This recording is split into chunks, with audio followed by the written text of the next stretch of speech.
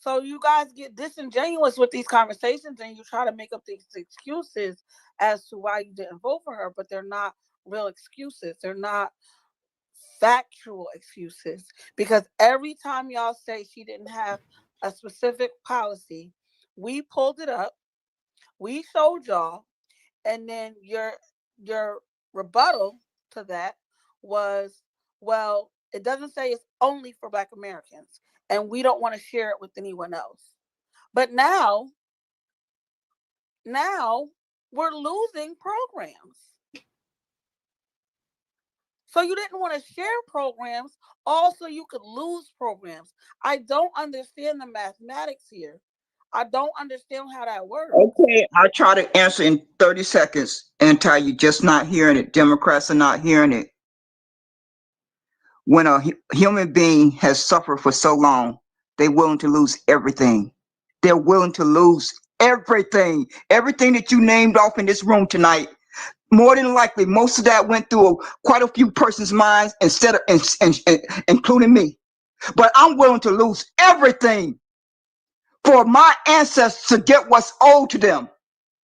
Civil rights didn't apply to Black Americans because we don't have a national origin. It was all a bamboozle. It was a bamboozle by the wording, if you read the fine print.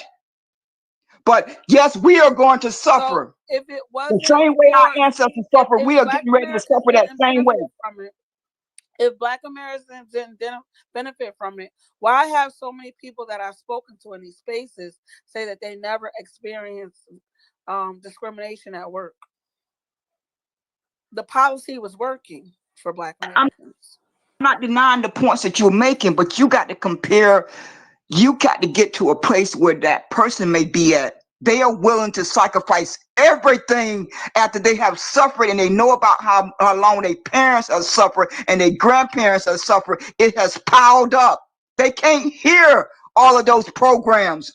They may That's not be filtering down to them. They may not be filtering down to them. You got to unpack all of it. willing to lose everything because you're trying to gain something and Yeah, I just don't want to end make. I up don't want with to make. I don't want to nothing make it to that level. I'm good. doesn't I don't want. make I don't want to make it to sense. that level.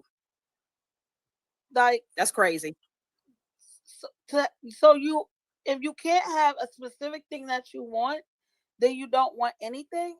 I will never understand it. That's like if a homeless person is going hungry and a person offers them a sandwich, but they wanted a peanut butter and jelly sandwich instead of a turkey sandwich. You're not gonna take the peanut butter and jelly sandwich. Well, I mean, anti-socialite. you're not gonna take the Every turkey one of us, sandwich. all of us have been eaten off of slavery for 246 years. All of us have been eaten off of it. And nothing, those descendants have nothing to show for that struggle. Yes, they're gonna sacrifice everything. Because That's not everybody that's been not eating. logical. Everybody been eating for since 1865. Everybody been eating and getting comfortable and doing better.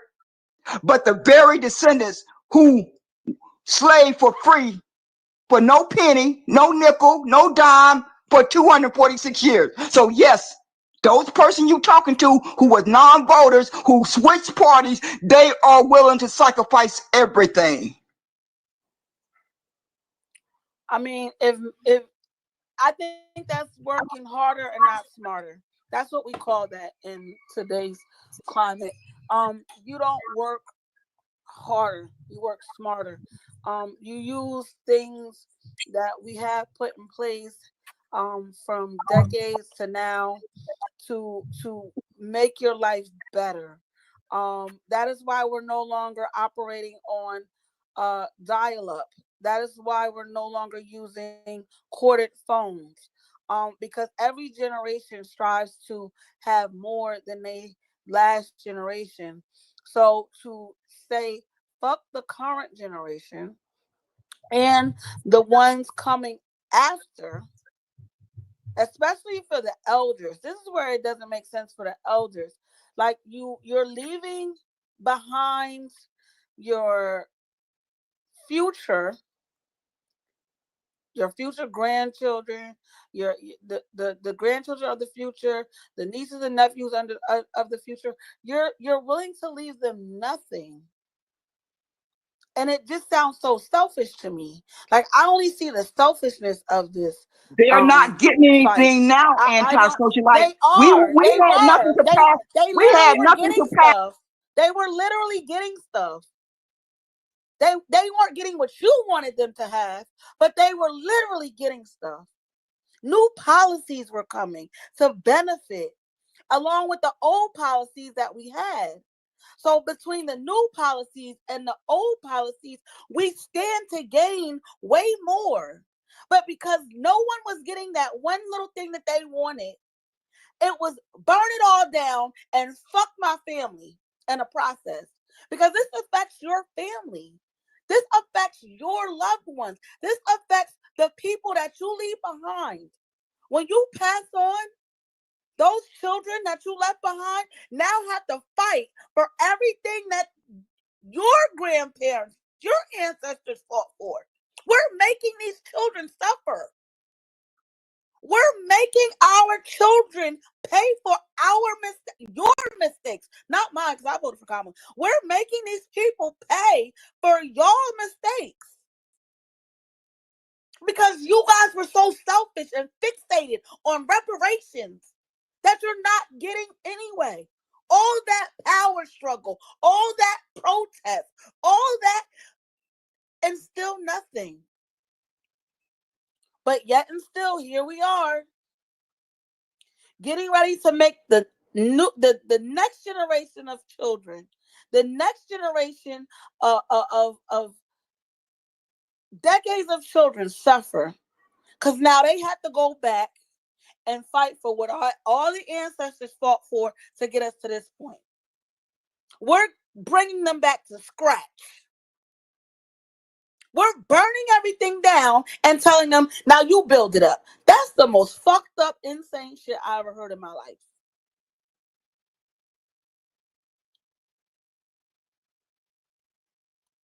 If I knew this day was going to be like this, I might have replanned and rethought having kids, because I don't understand burning this country down and saying, now you fix it, because I'm going to die pretty soon anyway. So now you got to fix it. That is selfish. Our job as parents, as elders, is to leave our next generation more than what we had. And now, because you people were so selfish and fixated on one or two things, whether it be reparations or mass deportations, you have left these children with nothing, with a mess to clean up that they don't even know how to clean up. These kids ain't even gonna know how to clean it the fuck up, because they don't even have the same leaders and representation that we had to follow. So now we're leaving them a fucked up generation. Well, they felt so confident. They told us our wealth will be at zero in about one decade. So that's what they was getting ready to get passed down to them. What is the answer for that? So no, it wasn't us. They told us out of their own mouth they predict zero wealth by 2053, but it's probably 2040. But you can go ahead and preach. You can go ahead and preach. That's what they had to look forward to. I mean, I still don't know where y'all got that number from. Y'all always say that, but I never really understood who did the math to come to that conclusion. I've always kind of questioned that, and never really got a answer. But at least, One thing anti, child poverty is gonna rise like a motherfucker.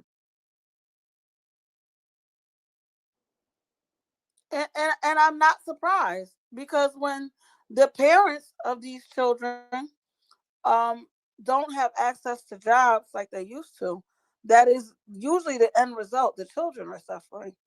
So I don't know, y'all.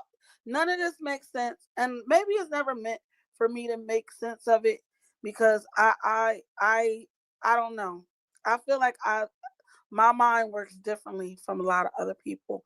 I analyze things in a way that y'all don't. Um, I look at things differently from what y'all look at things.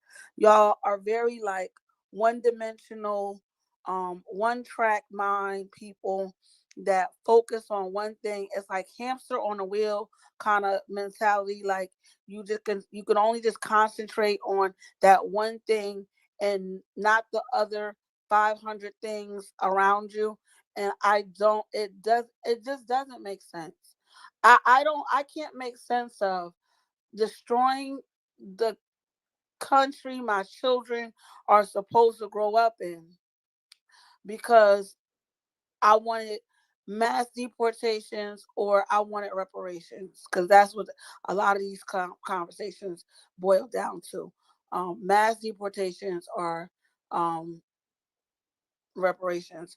And I just don't get it. I don't understand bringing my children back to scratch, i.e., Jim Crow or before Jim Crow, in order to prove a point, and then dying off and telling them it's your mess to clean up.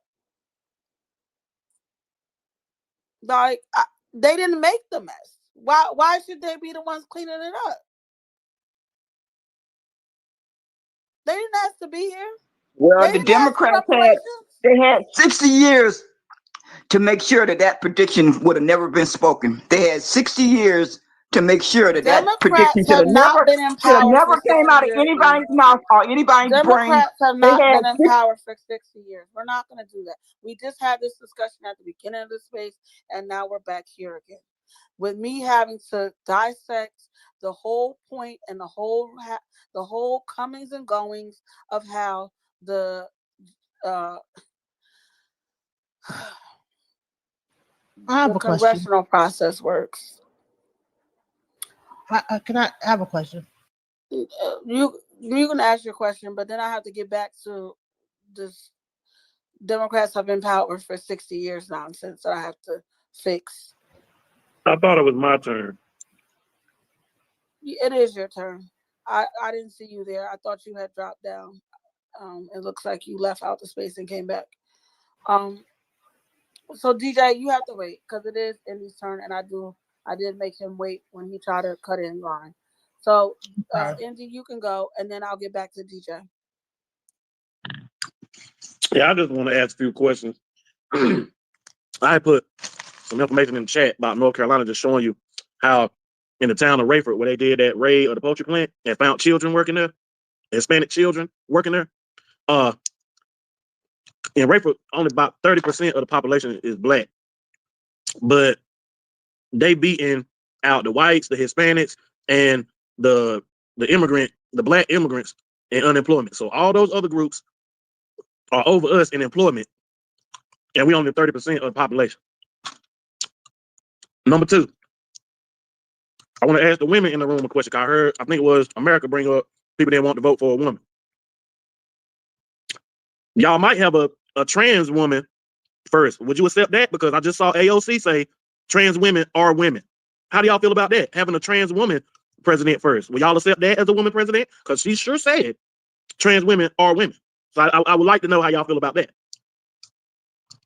And I'll land my plane right there.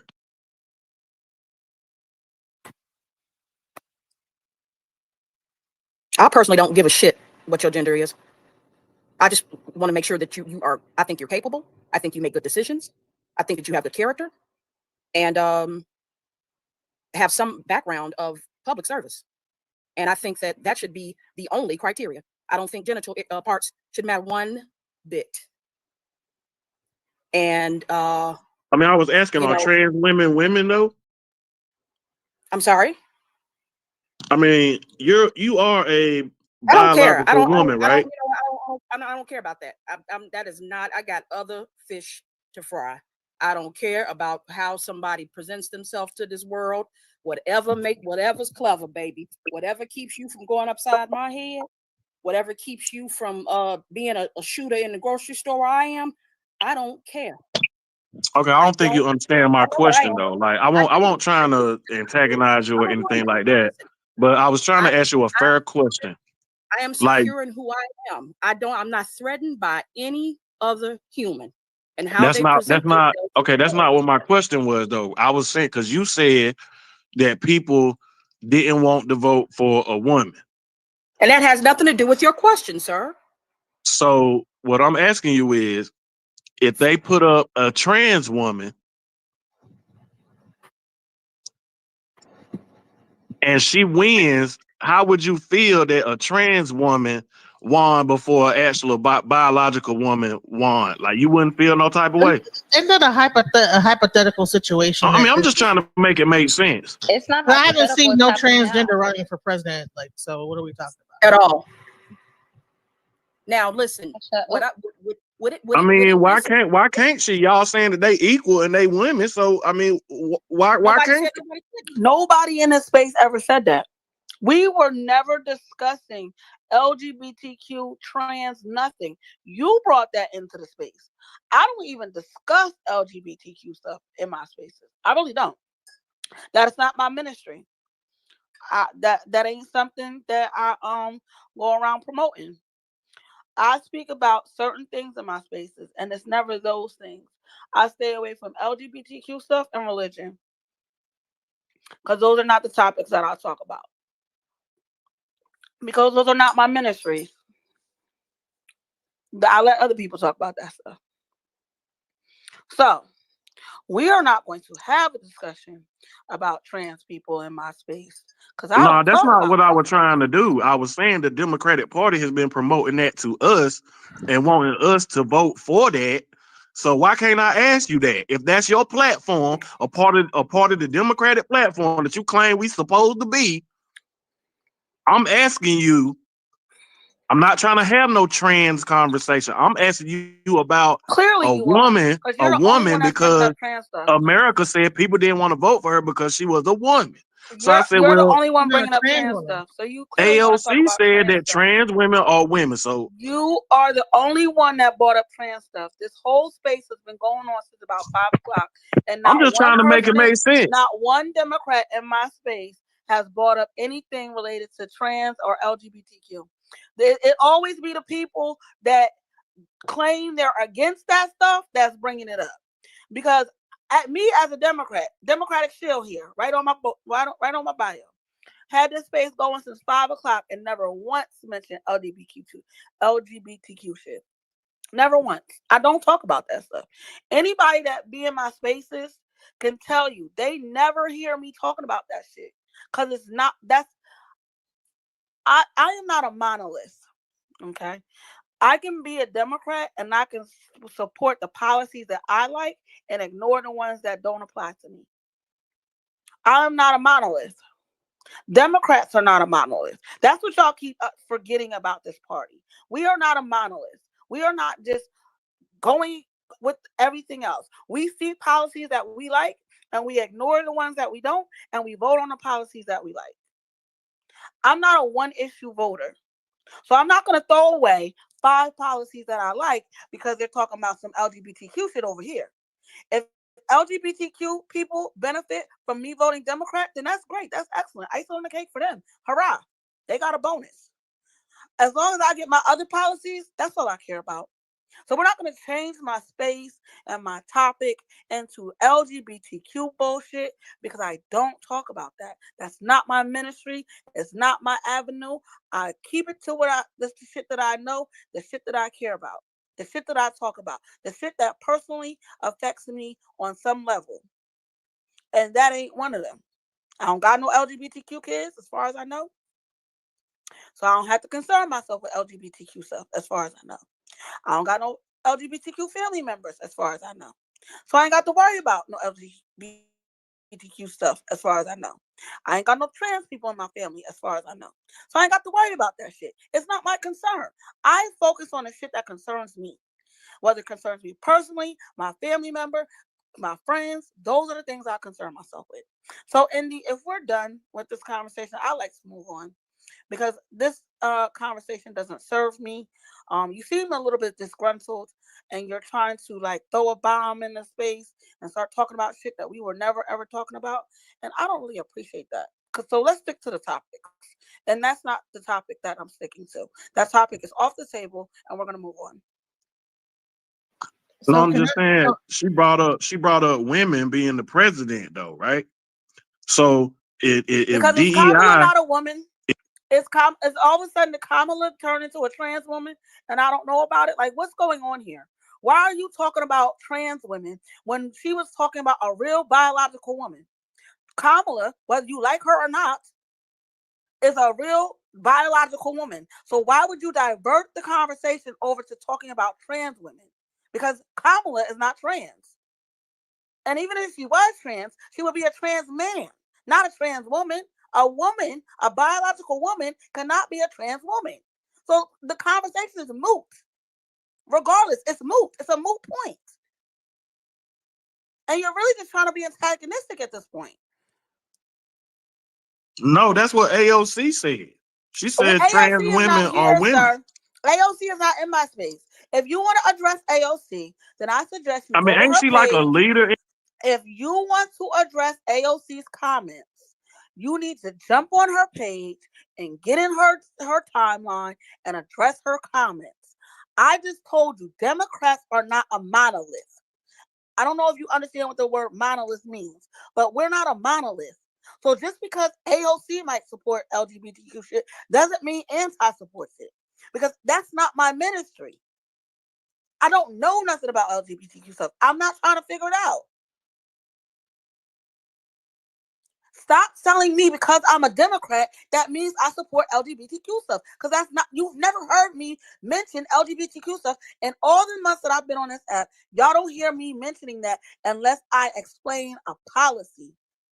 Because some of y'all don't understand how to read policy. So if somebody brings up a policy about LGBTQ stuff, like everybody loves to bring up on this app, if you send your kid to school at 8 in the morning, they're coming home trans. That's not what's happening. Okay? Your children cannot be whisked off to the doctors.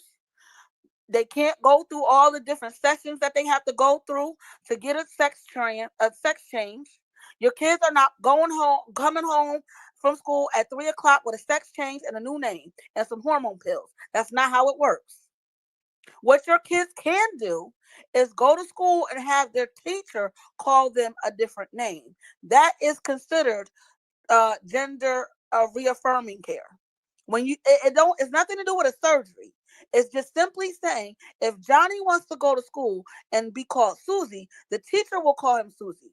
And the teacher won't tell you because Johnny's scared that you're going to beat his ass when he get home because the teacher was calling him Susie. So they do that in order to protect the children from y'all being abusive because you want to beat trans out of your kids. And you think if you beat them enough, they'll stop being trans. So the teachers won't tell them because they don't want the kids being harmed. But it's not to say that you're going to send your child to school at 8 a.m. and by the time they come home, they're going to have new genitals, new outfits, and hormone pills and a new name.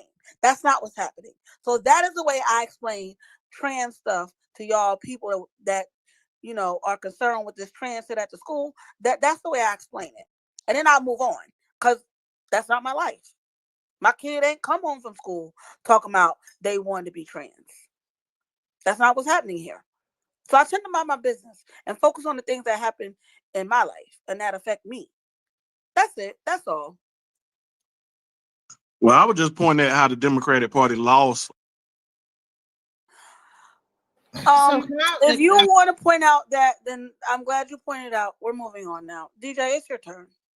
Yeah. So my question is more about, I'm a veteran and a Black woman, whatever I guess they call it FBA now. I guess. But the thing is that because I asked the FBAs the same question, and what it seems like when they talk about the DEI law that just came out, or whatever this new thing is, where he's making them put them all on leave and this, that, the other. I'm wondering, is this going to affect veterans and like Black women and black people. And normally when you fill out the questionnaire when you get a job, it asks you, are you a veteran? Are you a black? Are you a woman? Are you a female? Are you this? So is this DEI thing really for that whole, like, all that questionnaire that you ask? Because I think there's like normally tax breaks that come when you hire women, when you hire veterans, when you hire black people, indigenous people, and then there's LGBTQ and, like, are you Hispanic? But people are mainly focused on that aspect of people and not like black and like veterans, protected veterans. Is that the thing that this DEI thing is focusing on, or is this like only like LGBTQ, Hispanic, immigrants, and this, that, the other? And here's another thing: if that's the case, then maybe we need to look more into trying to figure out how to, like, become more entrepreneurial. Because if they make them lay off all those people that are veterans, this, that, the other, isn't that gonna like mess up everybody? Like veterans, everybody. Like, so I just have Absolutely. Child, these people don't care. They ready to burn it all down because they can't have their way. They like a bunch of 2-year-old toddlers crying over the same toy. Okay, it ain't made sense in the 9 months that I've been in spaces. Okay, I've been trying to find the rhyme and reason in all of this, and I still haven't. Even after the election on day 5 of Trump America, they still ain't made no sense. But DEI affects everybody. They said that they don't care about DEI. And these are lineage groups because it's more than FBA. It's a bunch of them. I call them the lineage gang. Okay, and they said, fuck DEI, fuck affirmative action, fuck the civil rights and the lineage rights that my ancestors fought for, because we gotta share them, and if we gotta share them, then we don't want nobody to have them. Okay, What about veterans? Like, they protected don't veterans? want y'all to have them either, because y'all don't have to share them with other people. And can I jump in and say something really quickly? You have the constitutional and civil right to decline to state. You guys can always just decline to state your race. I mean, some applications do force you, but you don't need to state your veteran status. That's personal information. That's confidential. But the reason why I've always filtered out is because I No, know that the she company wants to. Yeah, she wants to make Hello. her. I know the company gets a kickback tax wise, and so they're more likely to hire a veteran or a black person or a woman. That's what I'm like wondering, is this DEI thing, that form that you fill out when you get a job, at the end they'll ask you these questions. I wonder if that is what they're focusing on, like that form at the end is not going to exist no more, and it's just across the board. I would Well, I don't definitely know if say the keep it form is under going to wrap. go away. I'm not sure if the form is going to go away, but DEI helped a lot of white women, and affirmative action helped a lot of white women. But it also helped a lot of black people. And the reason I know so is because since these things have been challenged and stripped in court, black people have been suffering the consequences. So, but they have no record of white women suffering any consequences. So this is why I'm looking at everybody cockeyed and strange now, because y'all was up here whining about the white women getting the benefit of these programs, but now only thing I see as far as unemployment rising is black unemployment is on the rise. Black black enrollment at PWIs is on the rise now. Not white women. White women, they ain't said nothing about the white women. They seem to be fine. So if these things were only beneficial to white women, why is it now? Oh, I see we lost the Truster. Why is it now that all of our stuff seems to be on the rise in terms of rising in the wrong direction, in a negative direction? So that's how I look at it. But to get to your point, this will affect veterans. This will affect women, especially black women and men. This will affect everyone. And the lineage gangs don't care.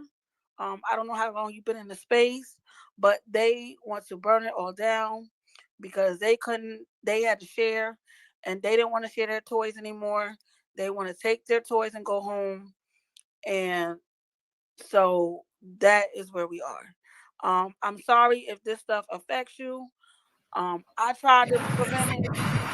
I tried my best to prevent this stuff. I tried to educate people. I tried to educate people for the last 9 months on what would happen if we ended up with a Trump America. Nobody wanted to listen to me. They said I was fear mongering. They said I was a tether. They said I was an anchor baby.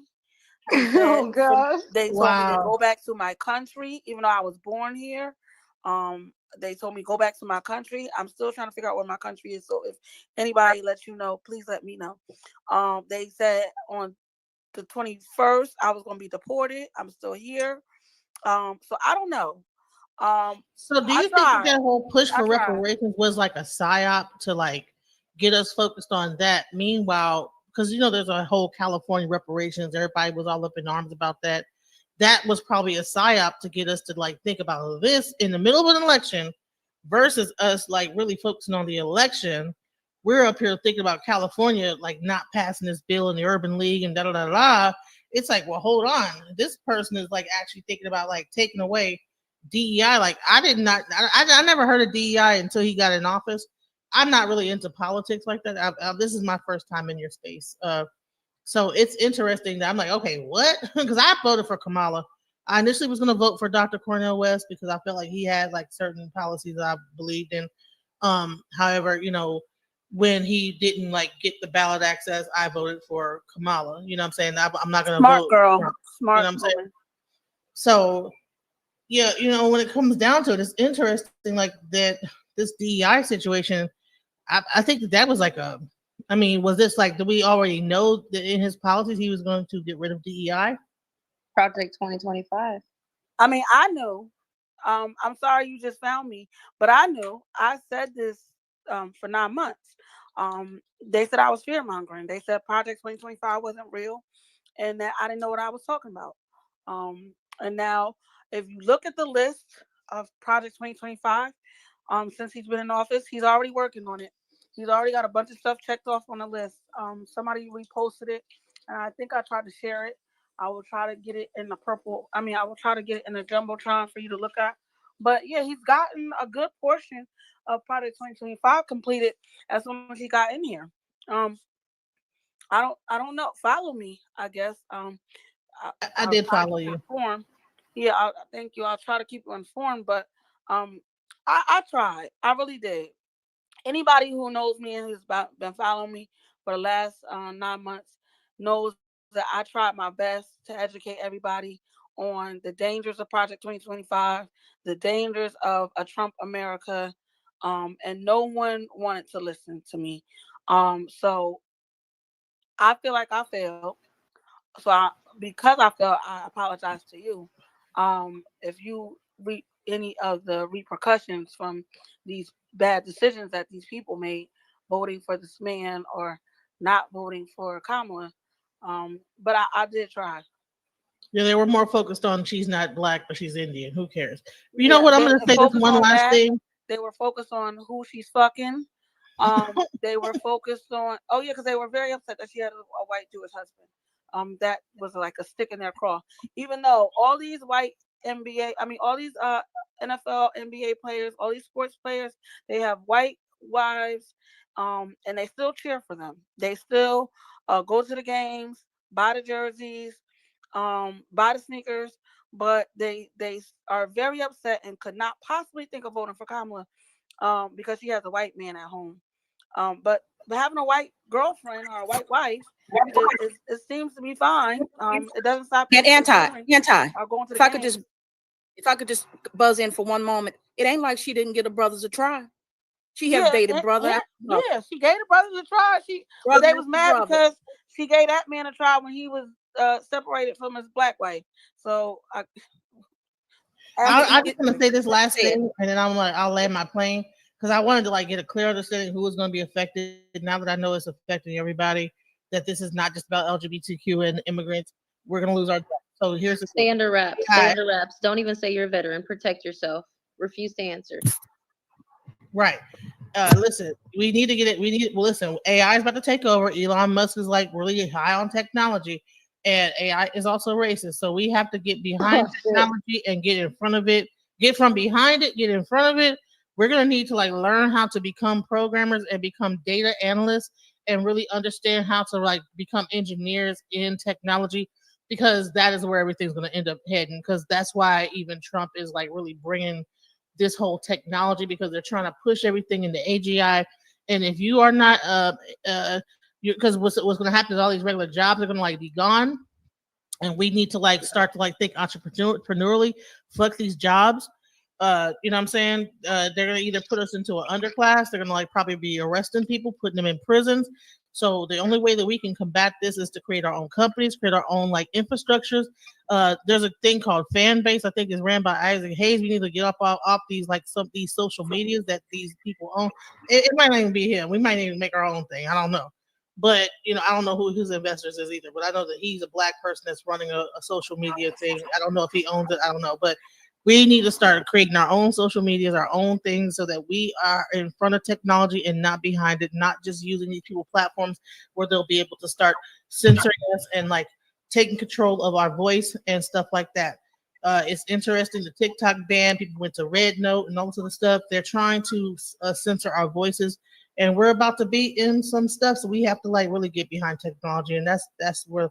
Now that I know who this is going to affect, it's going to affect us. We need to find a way to be preemptive about it, even though we're kind of behind the ball. And that's pretty much what I wanted to find out.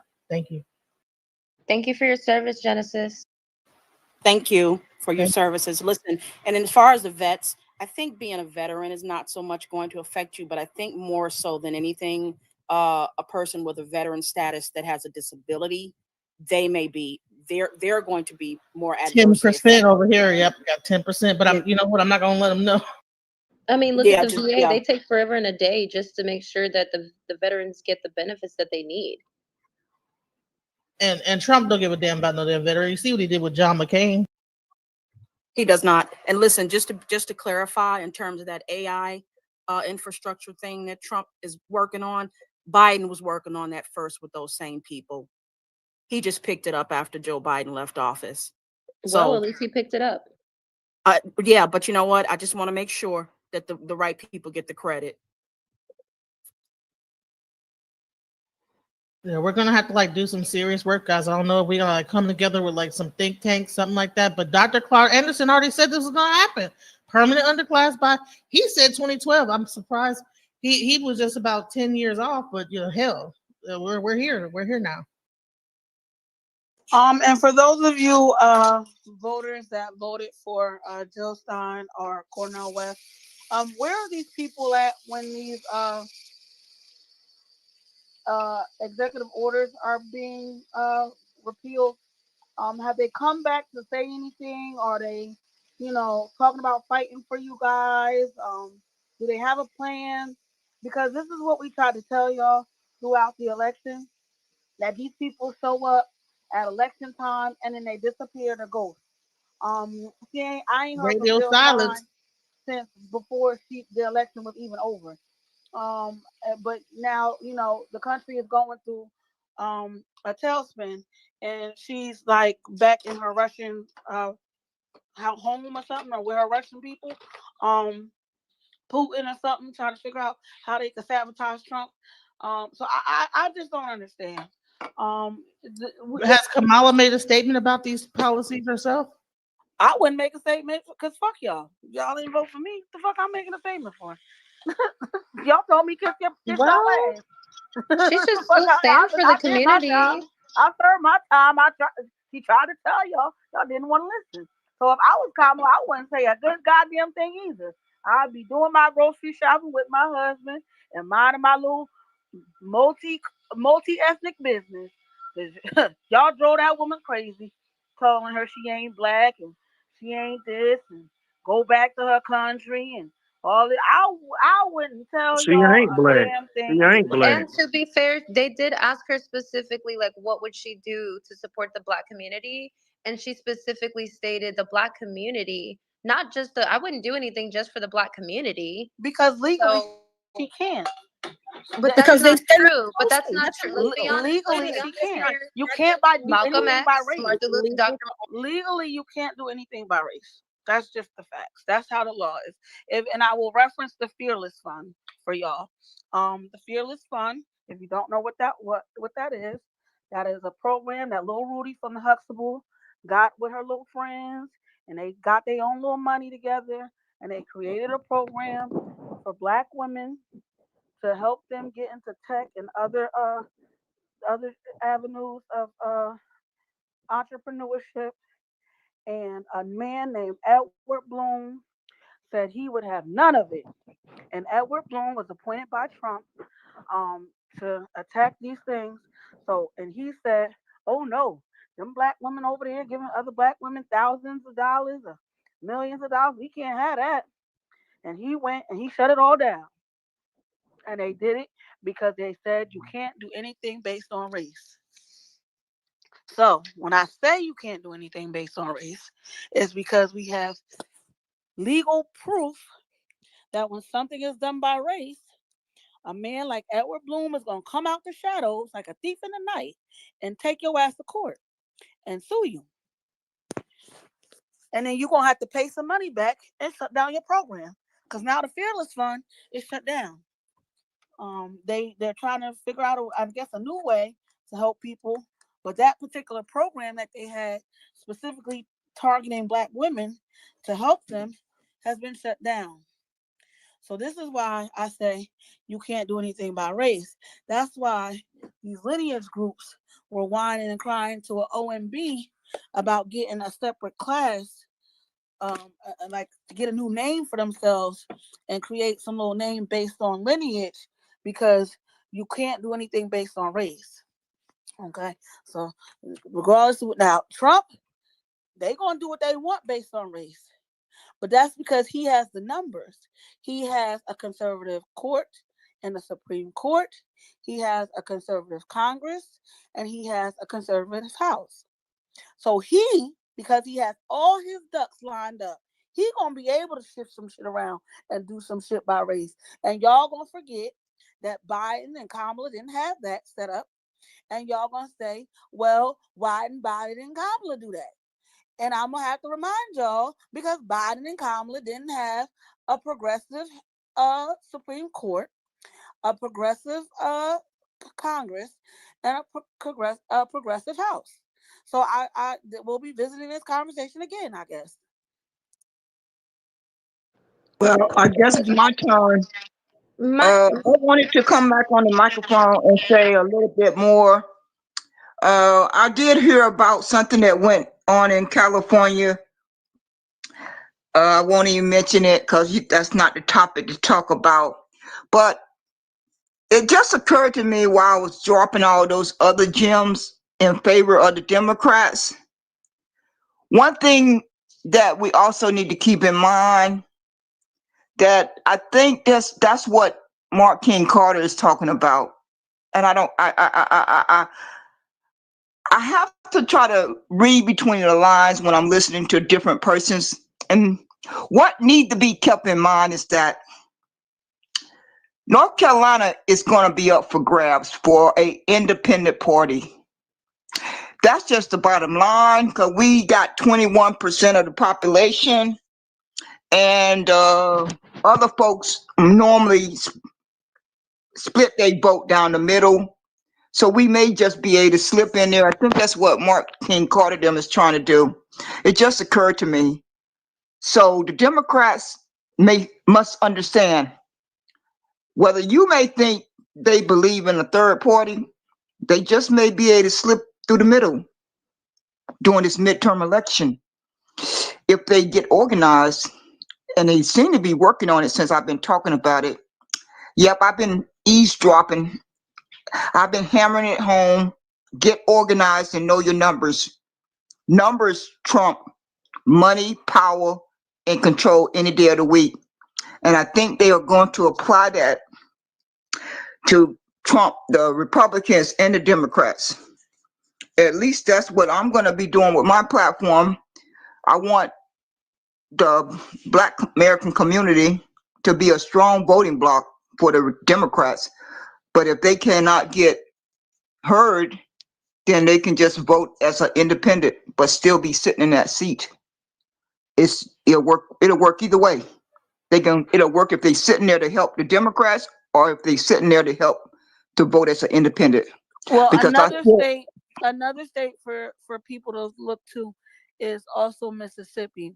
I heard there's a very high black population in Mississippi, and you would only need 600 more people to take over Mississippi. So yeah, anybody who doesn't mind living in Mississippi, and you have family in Mississippi, or you can, register to vote in Mississippi, legally register to vote in Mississippi, whether it's renting a room from a family member, or moving in with a family member, or moving there. You can register there, and vote in the elections, all the different elections that they have. Vote, go there, live there, vote there, or register to vote there. And you can still live in your other uh state, but you cannot vote in your other state. But you can, get a Mississippi address. 600,000 black people have to do it. I won't be doing it because I live in Jersey. But y'all that have the option to do it, Mississippi needs 600 black people, or 600 liberals. Um, and a lot of people from California, so Battle Kev, a lot of people from California anti, have been burnt out of their anti, homes. you just cut me off. I didn't think you was gonna go that long. I'm gonna go ahead and land because it's you. You get this talking. My bad. I just wanted to let the Democrats know that, because we do need to be on the same page, and some folks are working from that angle, and I don't want us to have to repeat, because I really don't want America to burn down to the ground, but I want fairness. I want a little bit more fairness, and for programs to filter down to the bottom a little bit more with checks and balances and be more organized. But that's just me. I'm a sticker for things to be done the right way. I'm very rigid. But that's gonna be a play that a lot of folks are working on right now. So be aware of that, Democrats. They may just be able to get organized enough to get their candidate elected. Well, thank you, Miss Hooters, your boycott. And like I said, to piggyback off of her, 600,000 black people, preferably Democrat or liberal black people, should move to Mississippi if you have it. Like I said, you don't have to physically move there. If you can move there on paper by, registering with a family member, that's an option as well. So we'll move on. Um, we'll go to Marcus because he just got up here. We haven't heard from Marcus. Then we'll go to Black. And then if anybody else wants to speak after that, we'll do like a popcorn so anybody can jump in and speak. We won't have to do hands because we don't have a lot of hands now. So we can do like a popcorn kind of thing. Unless it gets too messy, then we'll go I back to don't hear hands. no one. Y'all hear me? Yep, we can hear you, Marcus.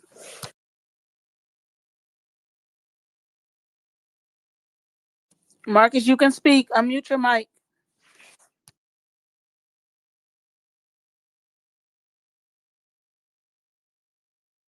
Gotta unmute Marcus, Marcus. is your mic working? Can you hear me?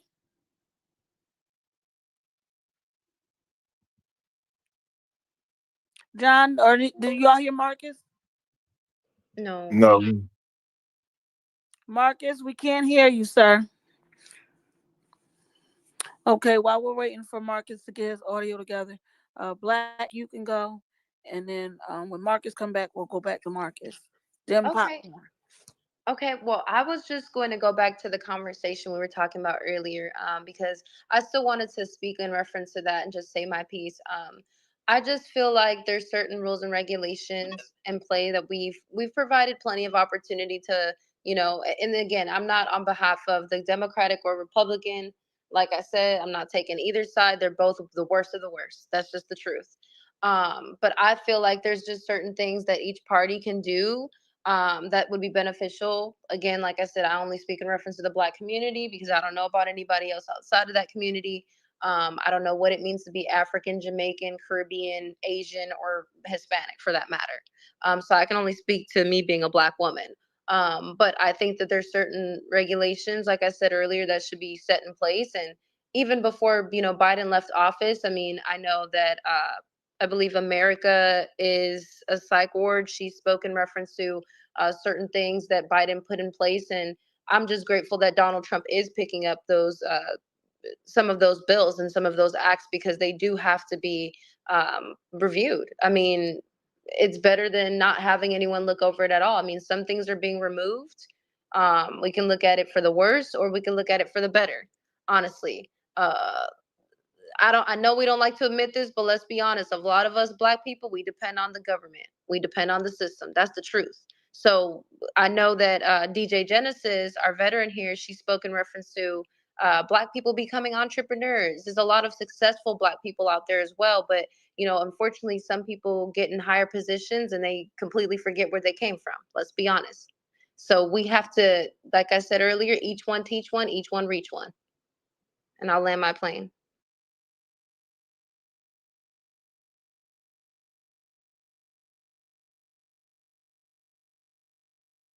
Marcus is back. Just unmute your mic. Marcus, can you All hear right. us?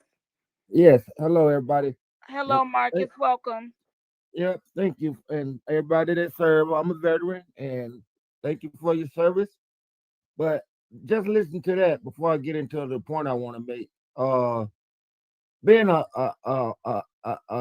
black African American, however we want to identify, I'm black and was born here, and served in the veteran.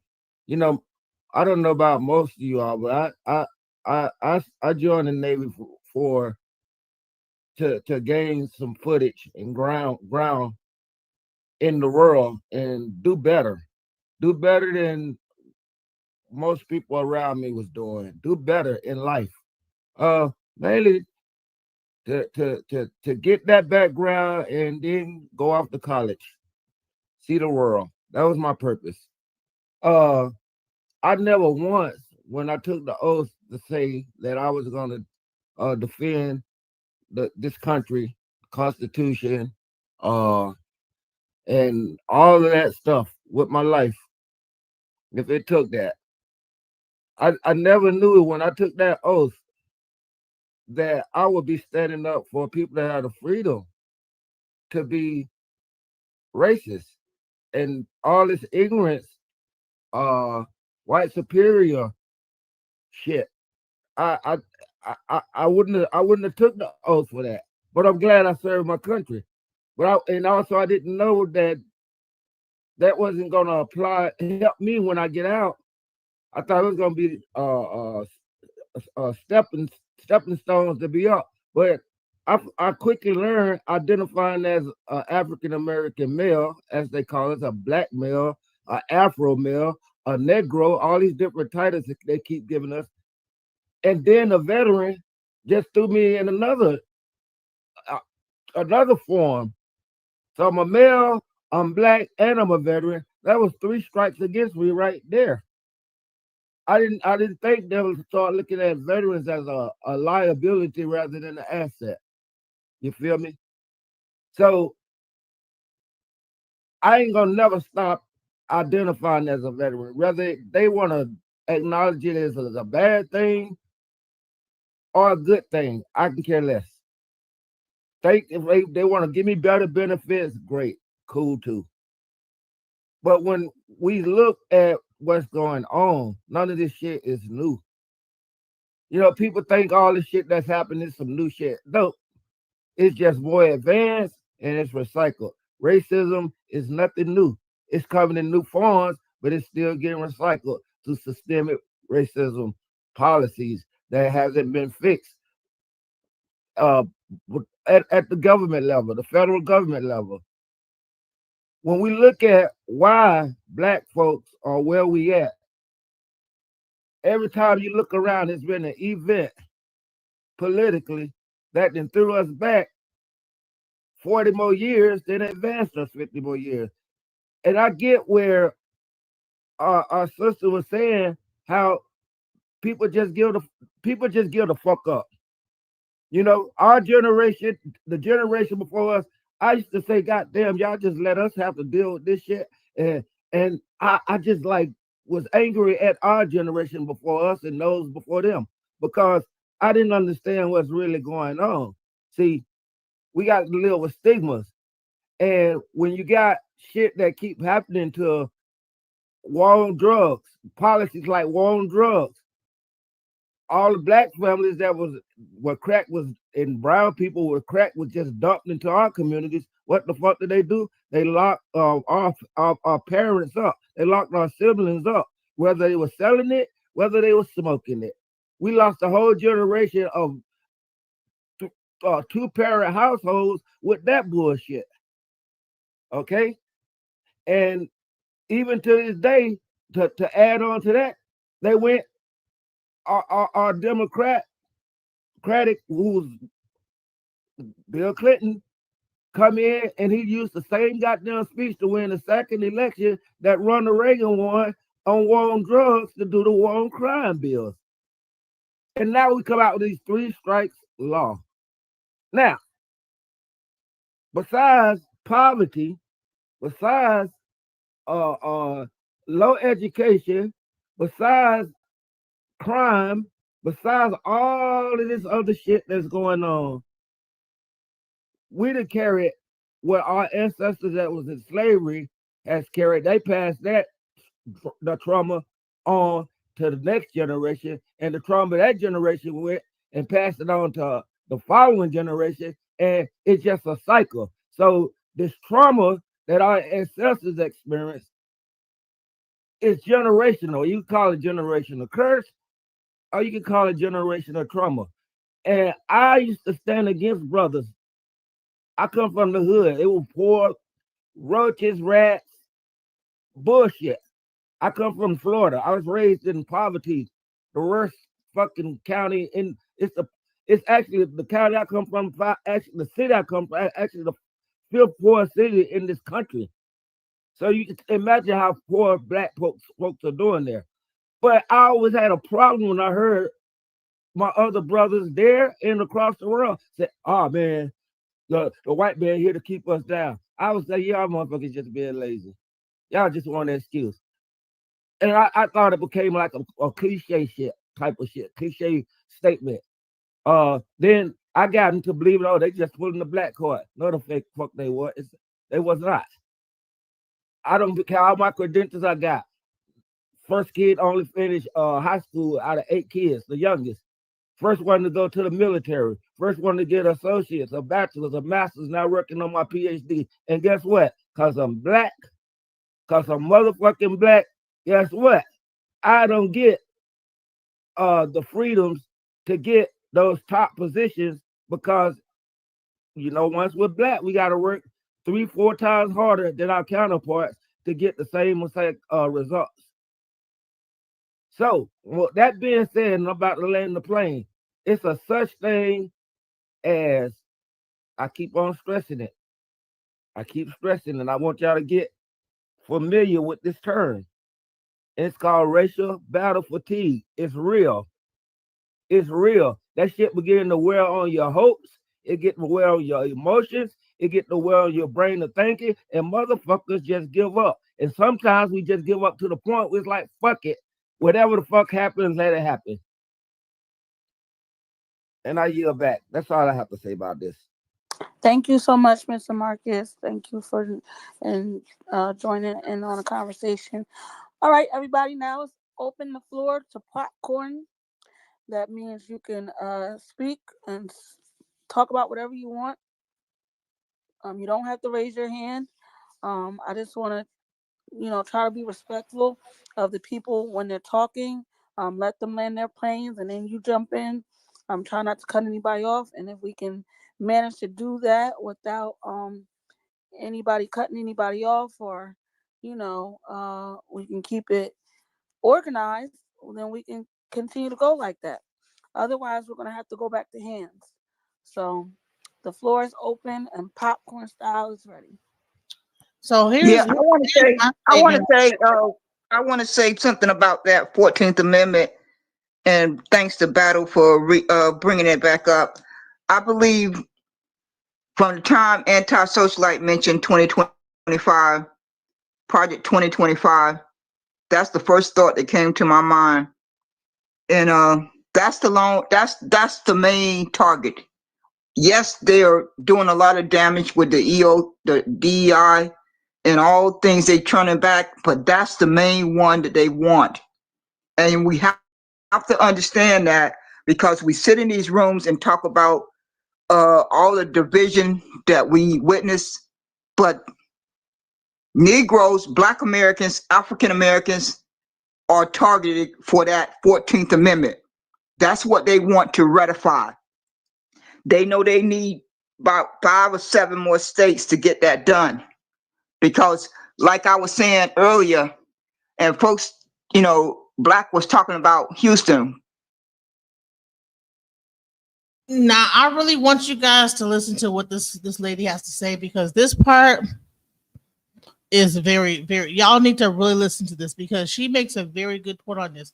Now, she's an older lady. She's really been campaigning for boycotting, and then she's going to really get into why she thinks that we need to boycott. Let's go.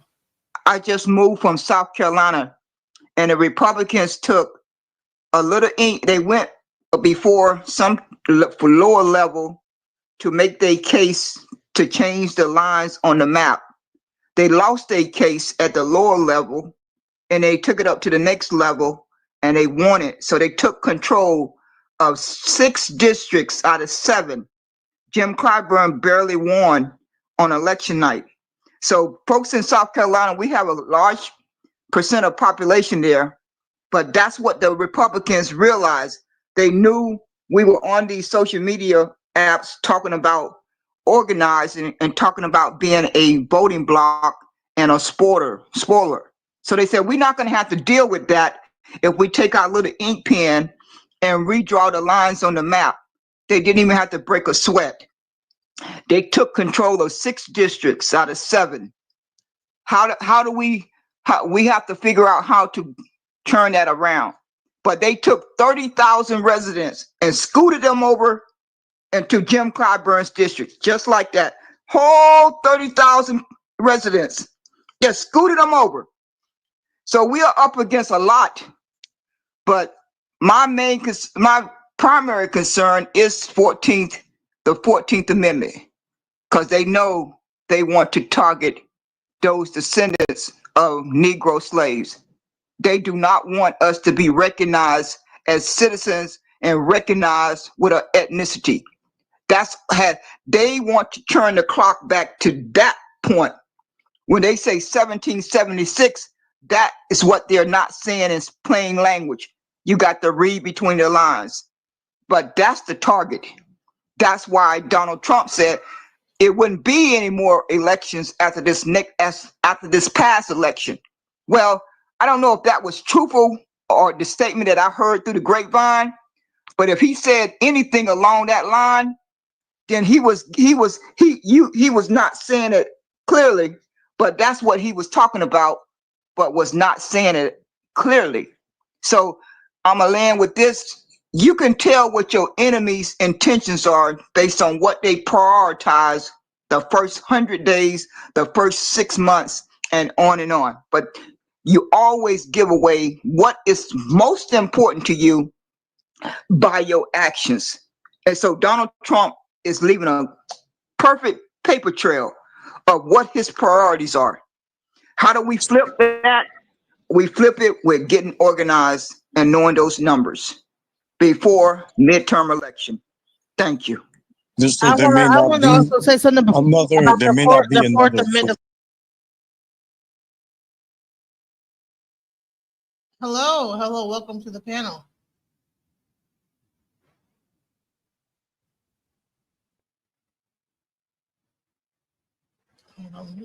Hi, how y'all doing, brothers and sisters? How y'all doing? I'm good. Hold on 1 second. Let me remove this. Hey, how's it going?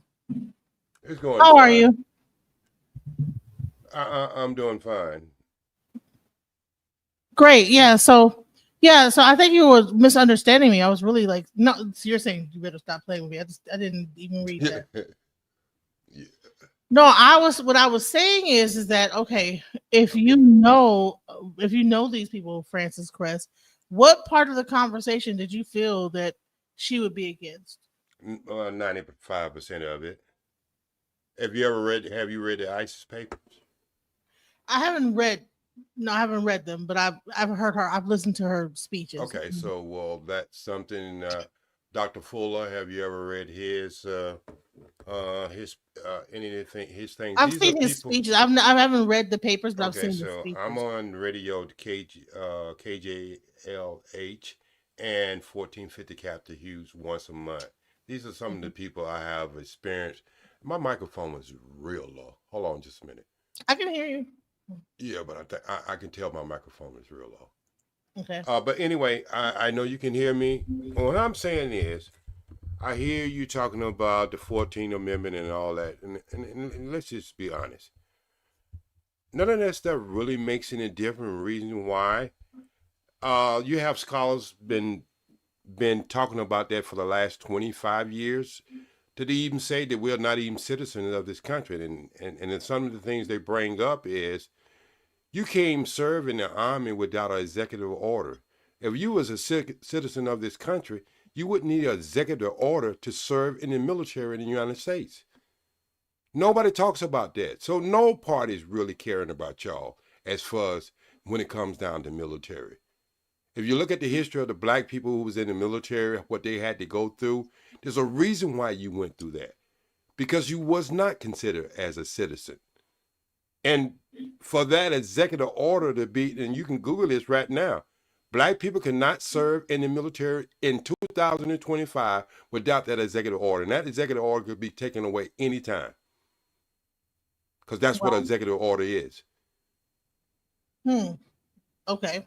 So with that DEI, so my main question when I was asking, because I was trying to really understand about this DEI thing, right?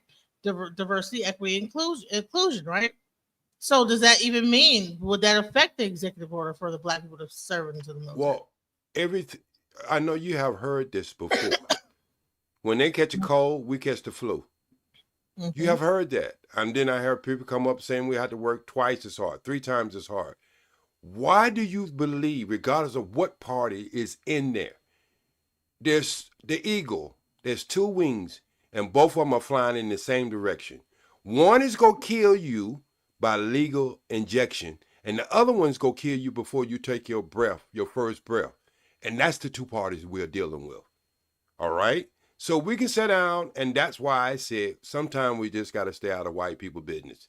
And the reason why I say that, because we have great examples of other people who come to this country who somewhat don't have the same history we have. But we can use some of the blueprints that they use when they come in this country, and they don't worry about who's hiring them, who's not hiring them, and all that kind of stuff together. They become as a group. And that's one of the things that we have never did, because as soon as they open up the west side, the east side, we forgot about our own mom and pop business.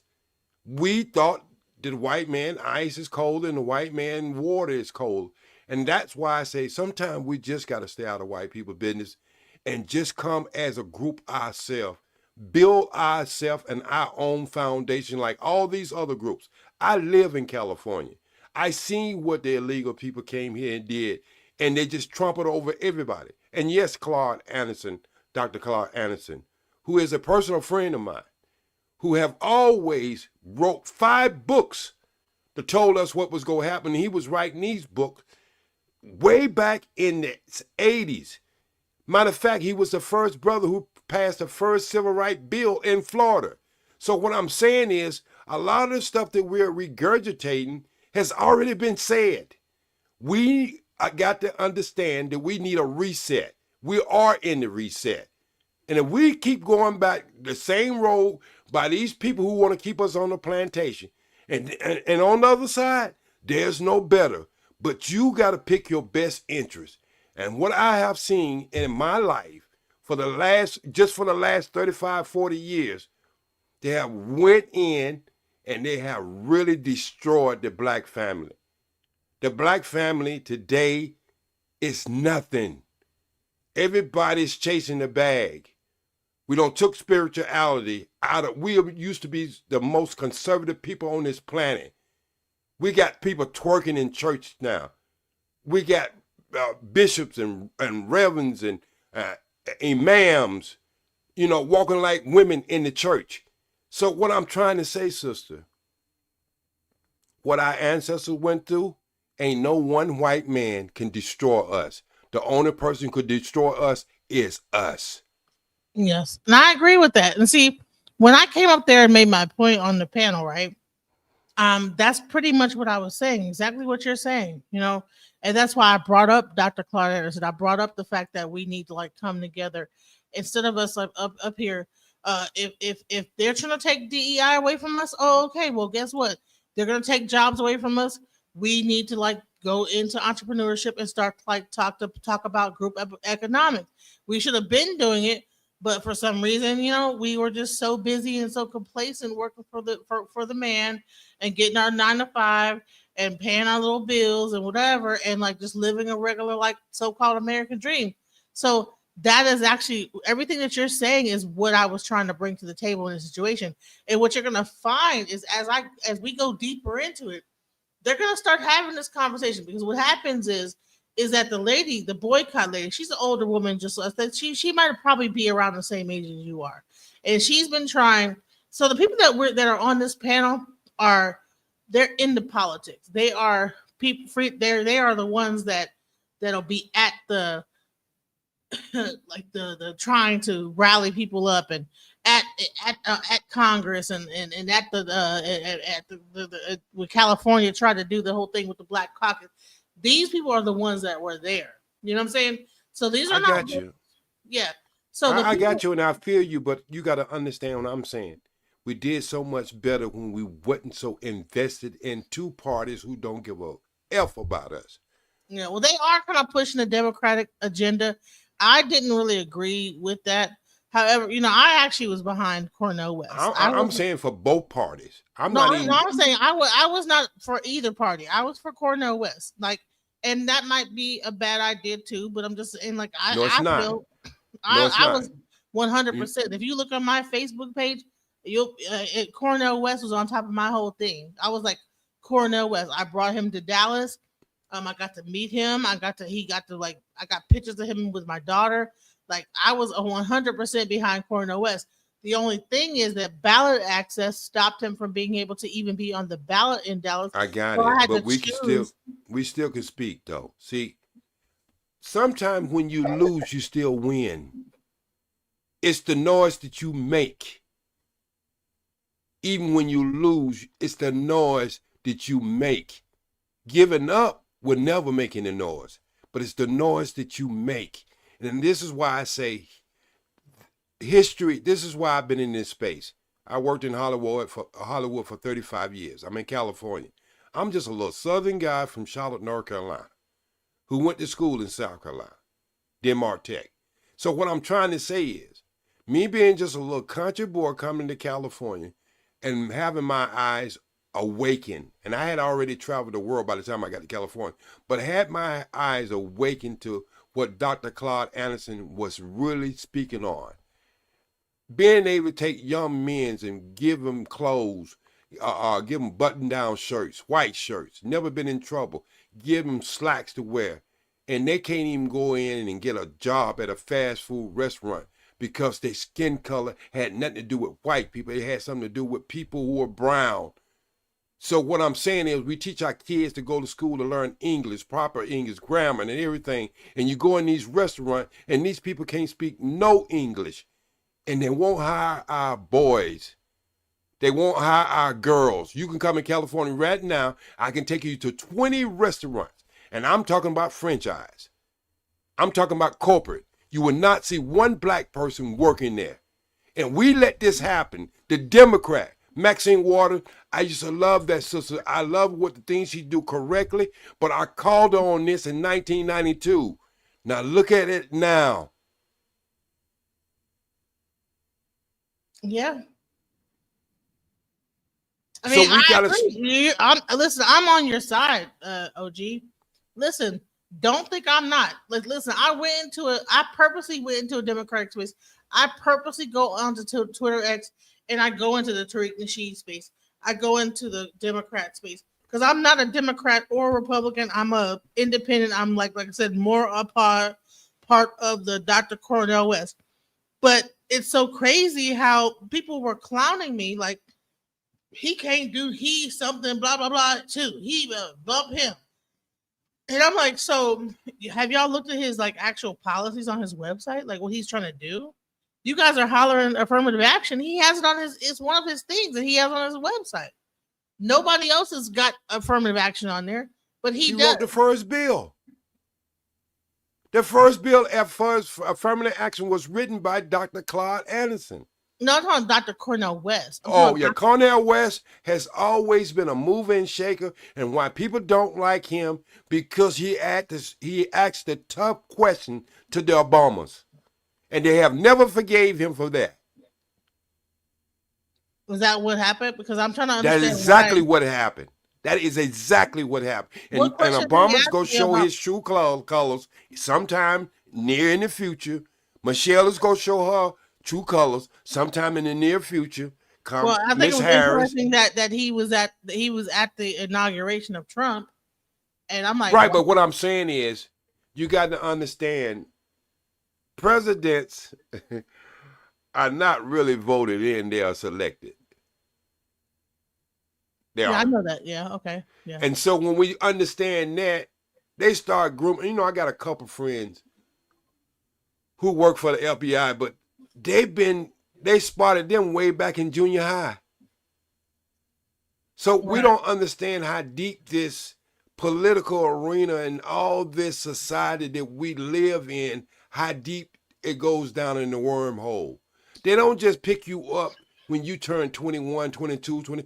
They've been following you around and understanding who you are when you was probably in junior high school. Mm. And that's what we don't understand. We still playing checkers, and these people are playing chess. And the game of chess, the white man always move first. I don't put no white person, no black person, no brown person in charge of me, but you got to understand this. When you go to Vegas, you play the games the way they have put the mathematical formula so you can never win. Them big buildings are not there because they're giving you money. Right. So what we got to understand is sometimes we got to take a step back and look at the big pictures. Look at some of the most least people who vote in this country are Asian people, and they are thriving. Well, you know what? At some point, Tariq Nasheed was telling people not to vote. And actually, when we actually get deeper into this conversation now playing, the lady was saying we should have boycotted the vote. The older lady that you'll hear her where's my boycott? So this conversation you're gonna hear it kind of morph into an actual boycotting conversation. She's leading the charge of like boycotting Walmart. Yes, ma'am. And you know the nation, I'm in the nation, so I'm FOI. I don't hide that. One of the things we did was we didn't even vote. We didn't get into the voting thing. And the only reason we got into the voting things is when we had the Million Man March. That was one of our pledges that everybody had to concede to something that get out of your comfortable zone. So we had every aspect of our life at the Million Man March. And a lot of people don't think it really, really did any difference, but they really don't know how to check the numbers. And when they really check the numbers, they'll find out it did a lot. So what I'm trying to say is, sometimes we as people, we become our worst enemy because if you look up the word follower, you'll see that you are something that is always behind following something. We need to get off this train and start architecting, being an architect of our own life. Self-preservation. Everything on this universe have self-preservation. I don't care if it's a grain of grass or whatever. It's always trying to protect something to look like it. For some reason or another, throughout our purification or going through the slavery and everything else, the Jim Crowism and all the other isms have made us hate each other. I really want you to hear the rest of this conversation because it really takes a turn, and I want to really get your opinion on how what turn it takes. Because the lady that I'm talking about is who it's who did you boycott today? Now she's an older woman, and you'll hear how she speaks with a lot of passion, and I actually have a lot of respect for her. Now I'm not sure if you've been on the Twitter Spaces as these conversations are being had, because a lot of them are being had like this lady was on Twitter Space for almost 7 hours. And then Tariq gets on; he's probably on right now. They go on really late at night to have these conversations. So you have to be up to hear these conversations being had. And I was up till 4 o'clock in the morning. You know what I'm saying? Yes, listening to Tariq Nasheed, listening to her. So let's go into let's see what they say. The 14th Amendment. The 14th Amendment. Amendment. No, Yeah. I was gonna come after her. I was like, we started talking at the same time, and then after I get done saying, then you can go. Listen, Go ahead. it's great that you bring up the 14th Amendment because that's what I really wanted to talk about. The fact that, like I said, Dr. Claude Anderson's he said a permanent underclass, right? They're about to pass a bill that allows Donald Trump to run for a third time. I'm not sure if you guys saw that in the news. They're about to create a bill that allows him to run for a third office. Here's another thing. On top of that, 14th Amendment, right? If they kick out all these immigrants that are working these small menial jobs, and you take away this whole DEI, whatever diversity hire, you make people have to put everybody up on leave. They got hired that way. Now you have people that are unemployed. What does that make? The crime rate go up because people don't have jobs and are unable to get jobs. So where do they end up? In what? Jail, prison, whatever. So then now once you go to jail, you are no longer underneath the Constitution. You are under another law now you're under martial law. After that, now you already know that there was all kinds of people in the working these fires, right? How many fire men making $2 an hour to try to go to LA, and there's more fires being burnt out and starting now in LA, burning down LA.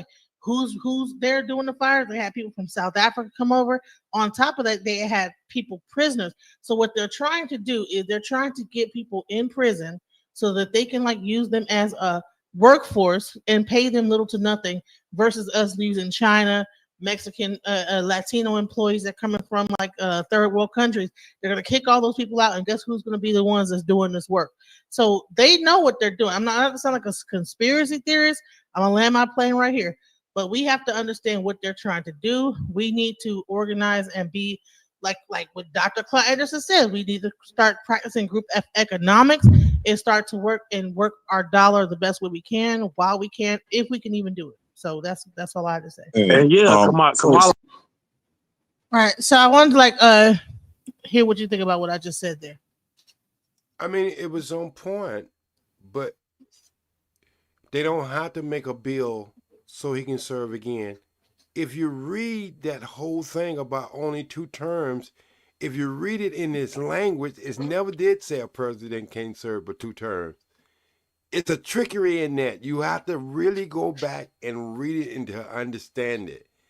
And so when you understand it, a president can run more than 2 terms. Nobody just never brought it to the table because they read it surface. They read it as it surfaced, but when you understand the word and see, Black Law Dictionary breaks everything down. And when you go in, you have a good attorney to break each one of them words down, you'll understand that it don't mean that a president can only serve 2 terms.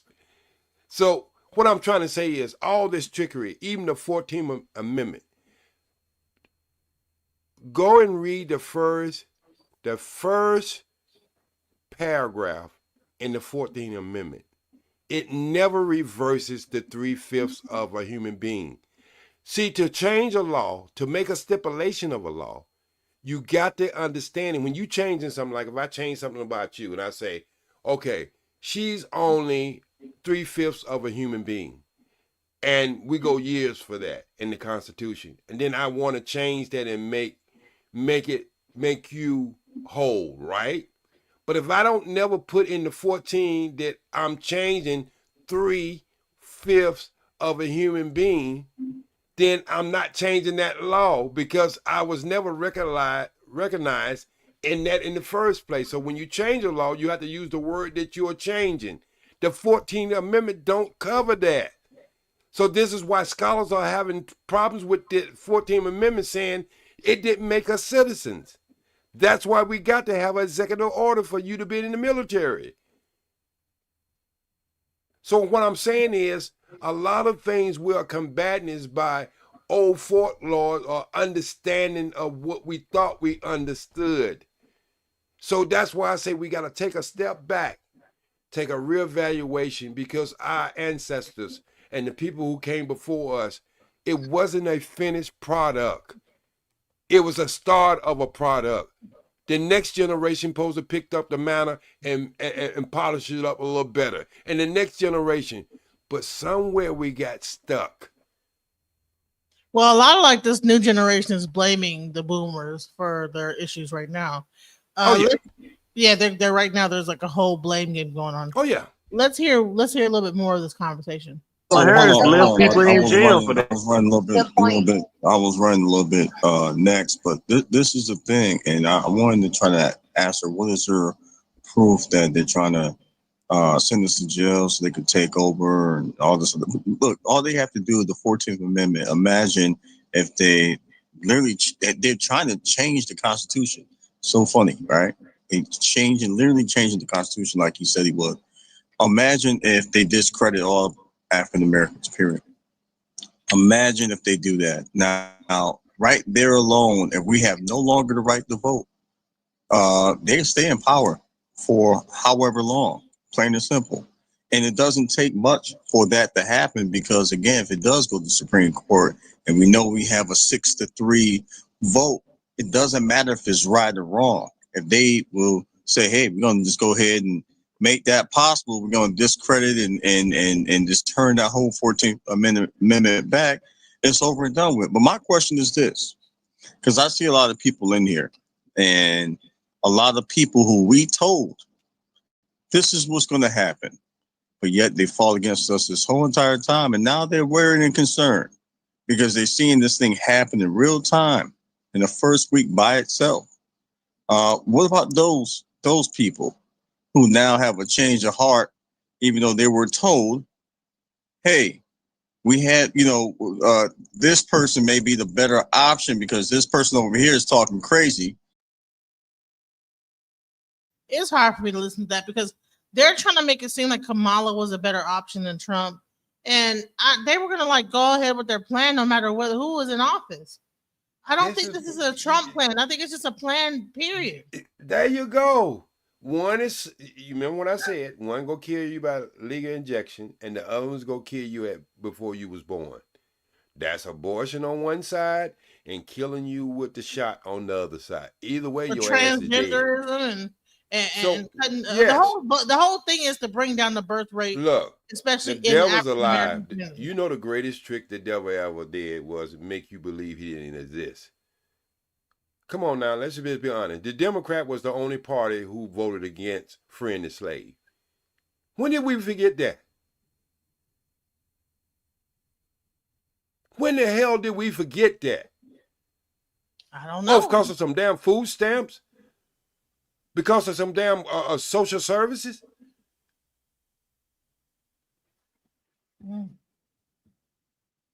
And these are things that you can just actually go, well, he's not just talking. Let's go and check him out. Let's do some fact checking. And you'll find out. See, this is what I'm saying. We should get as much as we can from older people to be able to take it and shape it and make it fit for 2025. But if we don't have no history of what has actually happened, what they thought chain gang was, that ain't nothing new. Well, yeah, it's still going on. It's still going on. I know, but I'm just saying that ain't nothing new. Brothers built half the roads, made damn near 99% of the damn tags was on cars back in the day. So us working in prison, that's what the 14th Amendment carries, that you can still be a servant. when you get locked up. And before they changed it a couple of years ago, they actually said slave. So this is what I'm saying, is we're making arguments about things that don't pertain to us because it keeps us entangled in this circle of conversation about white people business when we should be doing black people business. Good point. And I want you to continue to come to my channel and like get on this panel and talk about this stuff, because I need a person that's older to like actually like just really like talk about this type of things that knows from that time frame. Listen, I'm 46 years old, right? Yes, so ma'am. my mom would probably be your age. You know what I'm saying? Yes, ma'am. So I have respect, you know what I'm saying? I'm not like one of these like millennials or like even like the younger audience that doesn't even understand nothing when it comes down to that generation. Because my mom was from that generation. You know what I'm saying? It was I seen what happened. You know what I'm saying? I got to see with my own two eyes what happened and how they targeted that generation. So with heroin and all type of other and I was one who watched the winos turn into heroin addicts, turn into crack addicts, and get AIDS. I got to see that whole thing go down. So that's where I come from. You know what I'm saying? So I'm not just a person. You know what I'm saying? Yeah, sister, it's good talking to you. I know we've seen each other, I think, on Fatty channel or another channel before. It's good, nice talking to you, where we can have the conversation without all the fireworks in the end. My father was born in 1909. My grandmother was a sharecropper, and her mother was a slave. So I didn't have to read about it. So what I'm saying, most people grandfather was not born in 1909, much less their father. So what we my grandfather was born in 1911, and he was alive when I was around. So. Yeah, see, you understand what I'm saying? You understand? And so, yeah, so we gotta pick our elders' brain, and not every elder brain should be picked. I'm gonna say that straight off the cuff. You got some people who were nothing but fools when they were young, and you just got old fools. I'm talking about the ones who I got 32 people in my house right now. I run a care house for people who've been thrown away. So I'm not just out here jaw wrestling, jaw salad, and all that other bullshit. I tried to do that. I tried to do that myself. It didn't work out. It was so I'm actually doing the work. And so what I'm saying is, God have given me youth, even at my age of 66. I'm one of the only brothers that you will catch up, this time of night, 3 or 4 o'clock. I start my podcast 4 and 5 o'clock in the morning when I'm not working on the radio. So what I'm saying is, I will be popping in and popping out. It's been a pleasure talking to you. And then, as I always say, peace, love, and always strive for the truth. And I'll be shooting you some stuff. And even when I comment on your show, I'll be shooting you some places you can go and get some of this information that you, even if it stays on YouTube, why it's there, that really, really will just elevate you and I on things that we should be discussing.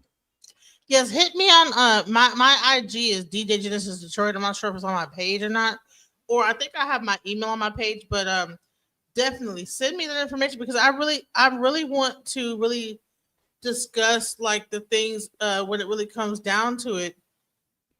Also, it's down there, DJ Genesis Detroit. Please like connect with me on there. If you don't do that, so reach out to me. I'm 100% down for the conversation, because I've been like I've been up, I don't even get no sleep sometimes. I'll be up till 4 o'clock in the morning on these, because what's happening is the real conversations that you don't even really hear on YouTube, because YouTube is about gossip and celebrity gossip and all the bull, what P. Diddy is doing and whatever. But when you really want to hear some real political conversations, they're happening on X, which is very interesting, because when you have Elon Musk that everybody's like talking bad about, he's the one who opened up the platform to be able to speak freely on Twitter, right? So it's very interesting how this whole thing is like kind of turning out, right? The one person that everybody is like kind of like feeling weird about also allows you to speak freely on his channel. I don't know whether it's because he wants to hear everything people thinking. I don't know. It might be somewhere. He might be using the whole thing for AI anyway.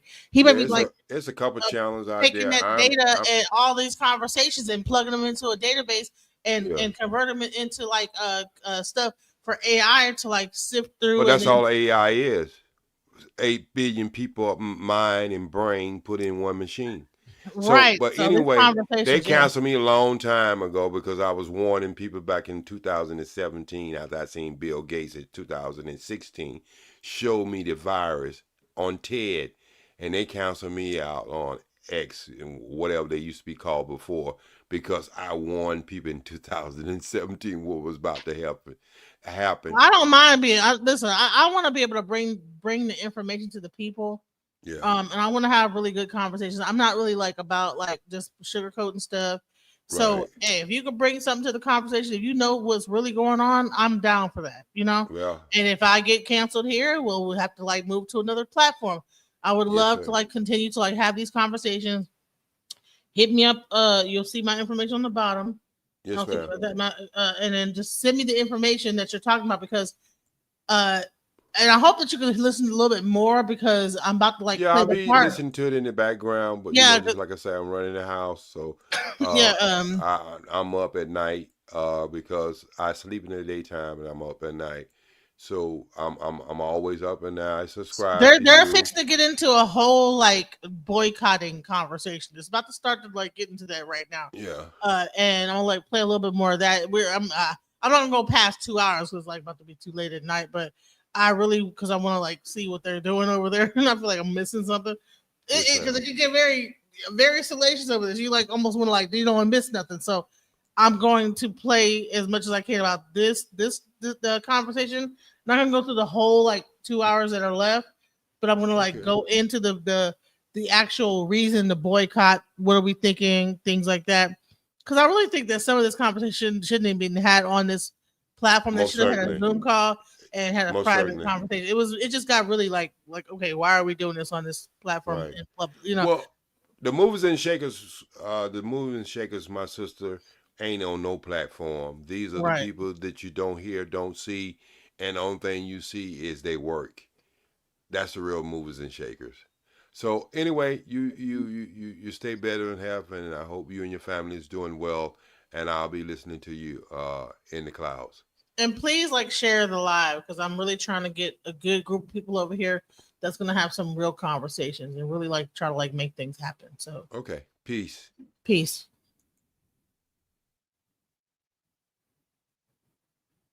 So let's get back into this conversation, y'all. I put my picture up here because I don't like let people know. I don't want people to like, oh, you're, who, So let me just go back into this. And we might lose our rights and privileges, and it turns out to be true. And this is just the first round. Just the first round. Tariq right now is in the space right now, deceiving his people, his followers, his dumb maggot, black hat, red hat people. All right, and they eating everything up. Oh, DEI, you don't need that. Are you kidding me? That those programs, y'all wasn't getting the money anyway. Okay, DEI first of all would say, hey, instead of just picking all white males from a certain group or area or whatever, how about giving Tyrone over here a chance? He's just as qualified. Now they're not able to. But back then, they weren't able to discredit or not hire you. They can get sued for that. Now you're not able to sue if somebody do discredit you or not. No, first of all, like a lot of these states are right to work states. So they got rid of that like with right to work. Okay. They can hire you and fire you the next day or fire you and hire you the same day. They don't have to like actually necessarily like hire you for a certain amount of time to get the kickback from the government. See, all DEI was a tax break. You know what I'm saying? If you hire a person that's a veteran or a black woman or a whatever, a white woman or any diversity, whatever the diversity thing is, when you fill out that thing, are you a protected veteran? Are you white? Are you black? Are you LGBT? I mean, that whole like form have gotten longer and longer as time has gone on. Because at first it was just like, are you a protected veteran? Are you black? Are you white? Are you from Hawaii? And that's it. Female, male, that's it. It then turned into all that group, like about 15,000 questions about, are you this? Are you that? Are you this? And so, are you gay? You know, hey, do you like it up the yin yang? Or, you know what I'm saying? When you're doing it, is it missionary? You know, they ask you all kind of wild questions that ain't got nothing to do with getting a job. Okay. And bottom line is that like, okay, so now he's gotten away with that. I'm not sure if they're gonna still have these long ass like questionnaires at the end of like a job application, but hell, it might even make it easier to where you just fill out the application. If they like your if they like your qualification, they either hire you or they don't. You know, I don't know. We don't know where this is gonna go. But this whole like crying about, well, we used to be able to sue them if they didn't hire us. Like, I wouldn't want to have to sue someone to hire me. First of all, go and create your own company. That's the part that I'm saying, is that instead of us like crying about that these white people don't want to hire us to work in these corporations that are like fucking up the whole environment in the world anyway, why don't we just create our own companies? Like, I don't get it. They won't hire me to work at PepsiCo because I'm black and I can't sue them because of it. Well, PepsiCo is ruining the environment and all this other stuff. So all these like corporations that we're crying about, well, we can't work for because we're now the inclusion and diversity are not good for the environment anyway. They're not good for humanity. You know what I'm saying? They use up all the resources. There's like so many things they do wrong. So let's go into this. This guy's gonna continue to cry about whatever he's doing. I hire you. You're not even able to sue anymore. All right. This DEI gave us a chance. It doesn't matter if it was school. It doesn't matter if it was, and you can take the I off. I mean, I think the inclusion thing, they kind of made something different years later. But now they can deny us for loans. They can call you a nigga on the way out. They could put white only signs up and you can't do anything. You can't even sue for that. And that's the crazy thing. Trump Come on, literally cut off and said he will go after any mechanism, any part of the government or company that recognize. You see how people like turn things in and like get real what's the name for it where they catastrophize things? Oh, well, he made this. That mean that they're gonna make it so you gotta drink out the black water fountain, not the white one. So, you know what? Actually, we were a better society when we was doing that. When we had our own think about this. When we had our own communities and we were group economicing throughout our own community, we were well off. We were better off than now, where we're sending our money to Walmart. All these we listen. Civil rights movement paved the way for the major corporations to step in. People were able to like take our dollar and then build up these huge corporations that don't give a fuck about humanity. Period. You understand? I mean, maybe maybe I'm like thinking the wrong way, but I'm like, so you're mad because you can't go. Well, Walmart can fire us all. Okay, well, y'all need to figure out something else to do then. Stop being lazy. That's what I'm saying. Like, dude, you just want someone to hire you so you can half-ass work at a job and don't really do nothing in life. You know what I'm saying? Oh, they just gonna take our jobs away. We can't work at the bullshit job that we probably had before. Whatever. No. Go ahead and start a business. You know what I'm saying? Use your mind. Do something. I don't understand why we are just so handicapped by all these rules and laws. Oh, well, because diversity, you know, it allows us to work these random ass, stupid ass jobs that don't mean nothing. And now that they took it away from us, we don't know what to do. It's not right. We can't sue them because they did that. This shit sounds stupid as hell. Any racial injustice or any racial claims or whatever, he will go after those people or groups. Well, why would you do that if you're such a great man? Because the fact is, we know that these things happen. People are naturally biased and they're not comfortable with you regardless if you're qualified or not. they will still just. So why the hell do you want to work for them then? They don't want to work with you, don't want to be bothered by you, then why the hell would you want to go into their space and work for them and spend your time and your effort and your life working your ass off for them, and they don't even give a shit about you? Why are we complaining about this? If you don't start your own company, sir, and come up with an idea and then hire other people of color to run that stuff and like do something. See what they're doing, they're making it so you can't sue the white man for not hiring you in their company. The civil rights era, I believe the civil rights and that whole thing, like when it really comes down to, because the opposite of segregation is not integration, it's desegregation, not integration. Integration destroyed our entire community. And this whole, and you can see the evidence right here. People don't know what to do when the cracker don't give them their job. You know what I'm saying? They fixing to take away our job and we can't sue them when they fire us. If you don't get the hell up out of here and go make a way out of no way, you know, a single mother had to do that stuff every day. I don't understand what the problem is. Disregards you. And that's I'm not gonna waste everybody's time talking about it, but yeah, that's basically that's where we are right now. These people cape for this to happen, and now they're concerned because they didn't think it was gonna happen. They was too happy to get that little money that they thought Donald Trump was giving them and whatever.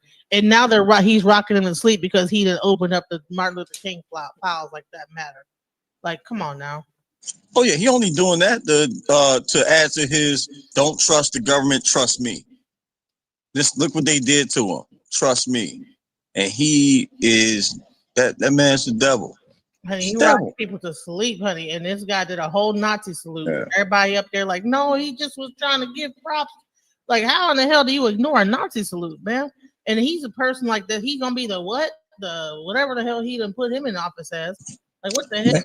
And man, these news centers now been playing that though. I'd like to jump in here and respond. I'm hearing those news centers are not even playing the Nazi salute. May I jump in, please? Anti-social said a week ago, popcorn. Popcorn. Halo. I know you made your statement and it's correct. I can't push back on it. It was so many folks running around shouting to the top of their lungs to get the message out, not to let Trump get back in office. I was running around since 2022 preaching boycott. I knew that this was one opportunity that we had to boycott both sides to bring them to the table. It fell on deaf ears and I really want you guys to listen to this because I think that we should actually take part in this. I think that we should boycott any companies that are doing that.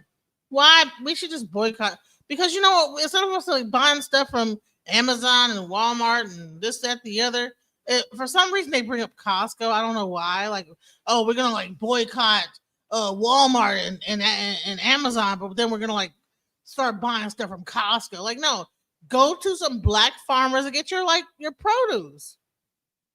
Like, we are just so, when it really comes down, we're just so brainwashed when it comes down to even how to boycott. It's crazy as hell. It pains me because I sacrificed 2 years of my life and built 2 websites that took money out of my pocket that I did not have.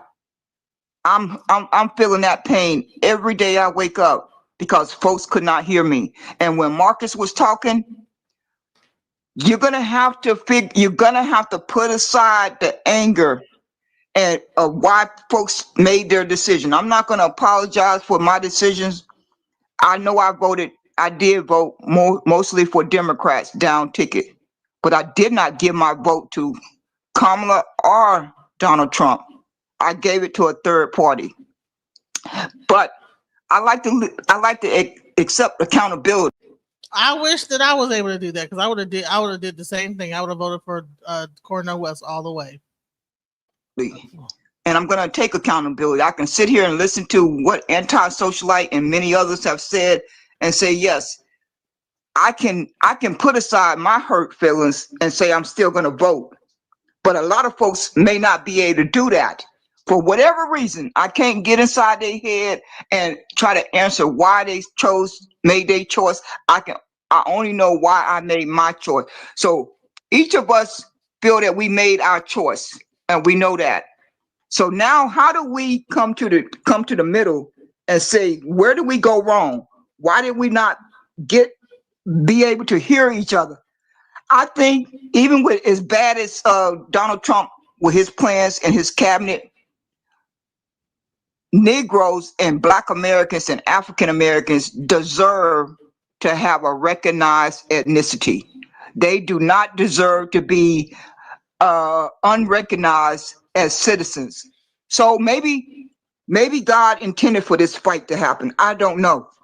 But this fight has been brewing since 1865, and it was bound to happen. And the land belongs to the Native Americans.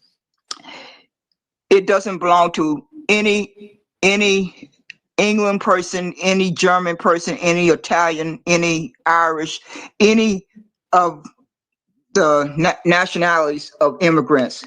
Now, when it comes to the Negroes who are descendants, they in a whole different category of their classification. So that's got to be ironed out. But Trump hasn't gotten 35 states yet. He may have it and he may not, but they need to ratify it with 35 states voting for any changes to that amendment. Yes, that I believe. I'm not going to mix my words. I do believe that's what they're aiming for. Oh yeah, But 100%. at the same time, we have to counter it. But go ahead. Yeah, that's what I think the counteraction was at the ballot. The counteraction was at the, let's face it, a lot of people on here believe the big lie, and they were fighting against their own interests, right? That's what was happening. They were fighting against their own interests. Like, look, man, even if we don't get nothing, I'm okay, because at least we can know that we're going to be able to fight another day.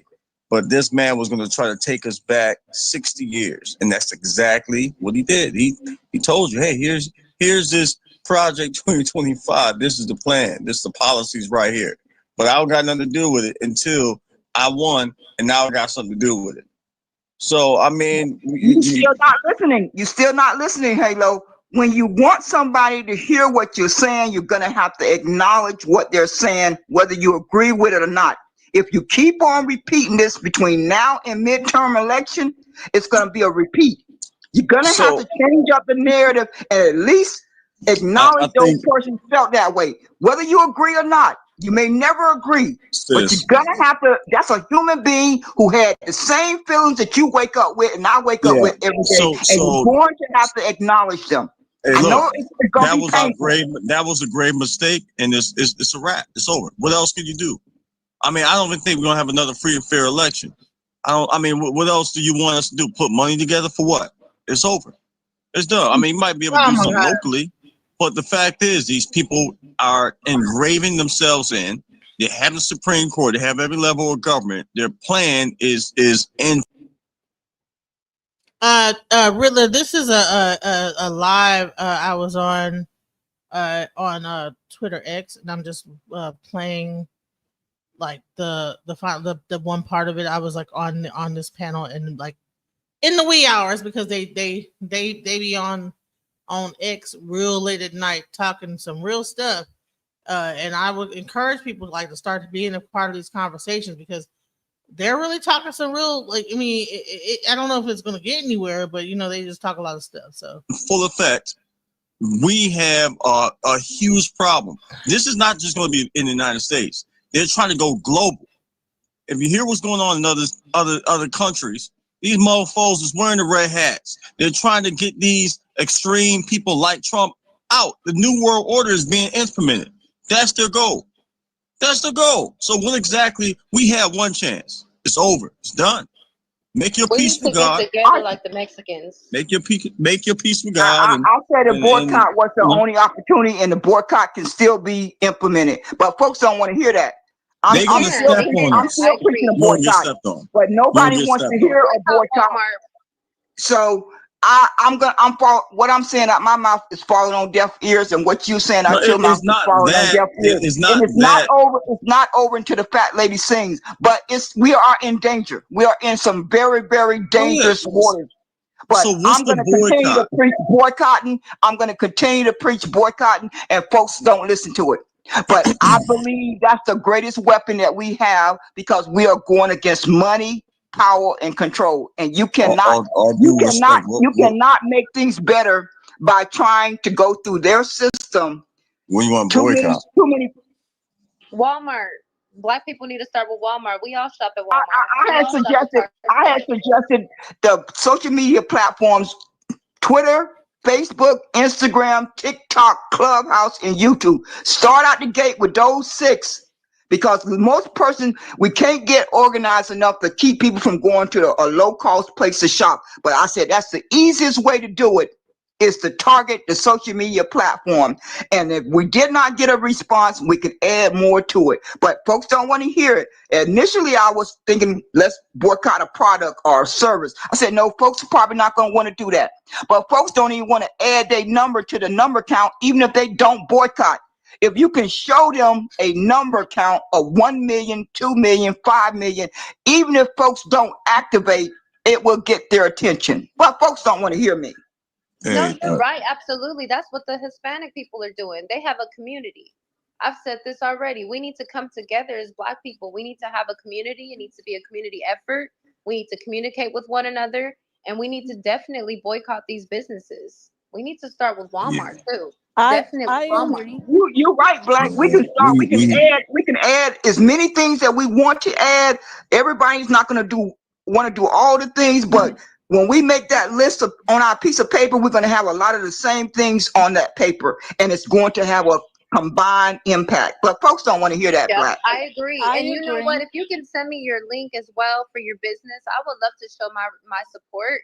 If that's okay with you, Miss who did you boycott When I today? wake up in the morning, I'll send you my because another person hit me up Thank in the you back so channel, much. so I'll send the information to you. I'm have to get some Hey, sleep. listen, I'm a software Thank engineer. you. If anybody want to think about coming together with a new Yeah, let's platform, do hit me it. up. yeah. You guys should Genesis, I'm with it. get together The with 10 the first thing we or need to do. 15 people, and y'all figure. You know what's so stupid is that every time people start to talk about coming together, it's always one nigga that's up there in the negativity space. Well, y'all need to get together and y'all do what y'all gonna do. It ain't gonna work. It ain't fixing to work.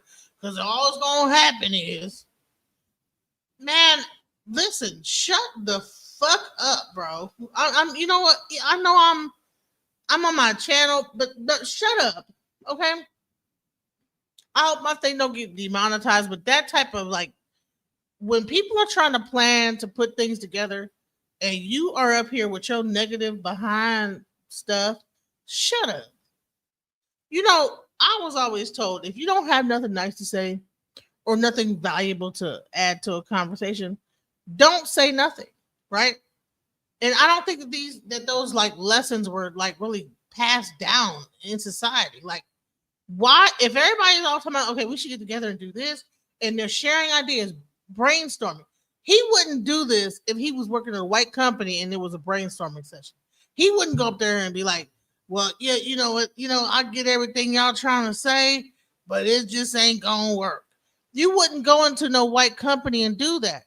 Now you have Black people coming together, sharing ideas, trying to come up with something, and this guy's up here talking about how it's not gonna work. This is the type of bullshit I'm talking about. What the fuck are you talking about, sir? Figure out how y'all want to put y'all finances together, come up with a plan, how to save and protect your family. That's what you do. Having a whole group of people, it's too many coons out there, and they're going to be the ones that's going to end up ruining the leavened bread. I mean, they're going to end up the ones going to end up ruining for the bread to rise. Bro, can you imagine him in a company meeting? Imagine him at a Fortune 500 company. This is why Black people can't get nowhere. Okay? People are trying to put things together, and this guy is talking about how, well, there's too many coons out here. We ain't gonna be able to do it because it's gonna be somebody that's gonna mess it up. Man, you can't go into no corporate meeting and say no bullshit. Like, you will get fired and sent up out the meeting, bro. They will send you. They'll say, "Listen, hey, listen, we just decided to lay you off because they're not gonna tell you why. It's gonna just lay you off. Oh, we found someone else.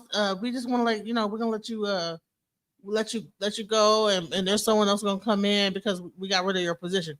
No, I don't understand why we do this to each other.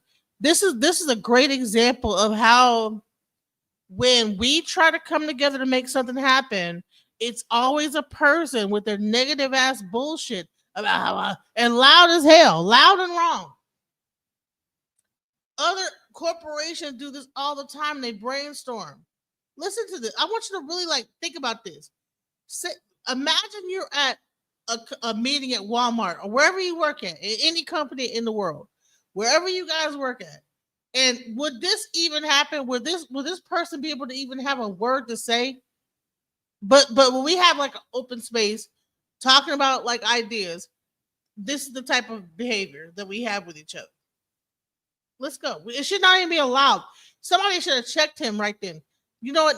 Next time I'm in a space like this, I'm gonna check them and say, listen, if you was in a corporate meeting, you would not even do this. Why are you doing it now? And say, where did we go wrong? Why did we not be able to hear each other? I think even with as bad as Donald Trump with his plans and his cabinet, Negroes and Black Americans and African Americans deserve to have a recognized ethnicity. They do not deserve to be unrecognized as citizens. So maybe God intended for this fight to happen. I don't know.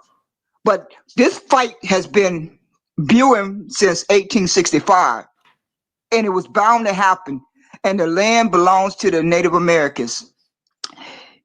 It doesn't belong to any England person, any German person, any Italian, any Irish, any of the nationalities of immigrants. Now, when it comes to the Negroes who are descendants, they in a whole different category of their classification. So that's got to be ironed out. But Trump hasn't gotten 35 states yet. He may have it and he may not, but they need to ratify it with 35 states voting for any changes to that amendment. Yes, that I believe. I'm not going to mix my words. I do believe that's what they're aiming for. Oh yeah, but 100%. At the same time, we have to counter it. But go ahead, yeah. That's what I think the counteraction was at the ballot. The counteraction was at the, let's face it, a lot of people on here believe the big lie, and they were fighting against their own interests, right? That's what was happening. They were fighting against their own interests. Like, look, man, even if we don't get nothing, I'm okay, because at least we can know that we're going to be able to fight another day. But this man was going to try to take us back 60 years, and that's exactly what he did. He told you, hey, here's this project 2025. This is the plan. This is the policies right here. But I don't got nothing to do with it until I won, and now I got something to do with it.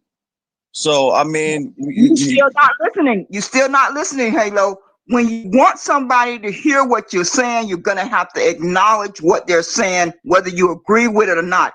If you keep on repeating this between now and midterm election, it's going to be a repeat. You're going to have to change up the narrative and at least acknowledge those persons felt that way. Whether you agree or not, you may never agree, but you're going to have to. That's a human being who had the same feelings that you wake up with and I wake up with every day. And you're going to have to acknowledge them. Hey, I look, know it's going to be painful. that was a grave mistake, and it's a wrap. It's over. What else can you do? I mean, I don't even think we're going to have another free and fair election. What else do you want us to do? Put money together for what? It's over. It's done. I mean, you might be able to do something locally, but the fact is these people are engraving themselves in. They have the Supreme Court. They have every level of government. Their plan is in full effect. We have a huge problem. This is not just going to be in the United States. They're trying to go global. If you hear what's going on in other countries, these mofos is wearing the red hats. They're trying to get these extreme people like Trump out. The New World Order is being implemented. That's their goal. That's the goal. So what exactly? We have one chance. It's over. It's done. Make your We peace need with to get God. together like the Mexicans. Make your peace with God, and I said the and boycott was the you know, only opportunity, and the boycott can still be. I'm still I preaching a agree. you won't get boycott, stepped on. but You won't nobody get wants stepped to on. hear a Boycott boycott. Walmart. So what I'm saying out my mouth is falling on deaf ears, and what you're saying No, out your mouth it's is not falling on that. deaf ears. It's And not it's not that. over. It's not over until the fat lady sings. But we are in danger. We are in some very, very Good. dangerous waters. But So what's I'm the going to continue to boycott? preach boycotting. I'm going to continue to preach boycotting, and folks don't listen to it. But I believe that's the greatest weapon that we have, because we are going against money, power, and control. And you cannot, All due respect. you cannot make things better by trying to go through their system. What you want to Too many, boycott? too many. Walmart. Black people need to start with Walmart. We all shop at Walmart. I We had all shop at Target. suggested the social media platforms: Twitter, Facebook, Instagram, TikTok, Clubhouse, and YouTube. Start out the gate with those 6, because we can't get organized enough to keep people from going to a low-cost place to shop. But I said that's the easiest way to do it, is to target the social media platform. And if we did not get a response, we could add more to it. But folks don't want to hear it. Initially, I was thinking, let's boycott a product or a service. I said, no, folks are probably not going to want to do that. But folks don't even want to add their number to the number count, even if they don't boycott. If you can show them a number count of 1 million, 2 million, 5 million, even if folks don't activate, it will get their attention. But folks don't want to hear me. No, Hey, you're right. Absolutely. That's what the Hispanic people are doing. They have a community. I've said this already. We need to come together as Black people. We need to have a community. It needs to be a community effort. We need to communicate with one another. And we need to definitely boycott these businesses. We need to start with yeah, Walmart too. I Definitely I Walmart. agree. You're right, Black. We can start. We can add as many things that we want to add. Everybody's not going to want to do all the things, but when we make that list on our piece of paper, we're going to have a lot of the same things on that paper, and it's going to have a combined impact. But folks don't want to hear that, Yep, Black. I agree. I And you know agree. what? If you can send me your link as well for your business, I would love to show my support. If that's okay with you, Miss who did you boycott When I today? wake up in the morning, I'll send you my because yeah. another person hit me up Thank in the you back so channel, much. so I'll send it. I'll send the information to you. I'm You, have to you get get some Hey, the sleep. listen, I'm lady. a software Thank engineer. you. If anybody want to think about coming together with a new Yeah, let's platform, do hit me it. up. Yeah. You guys should Genesis, I'm with it.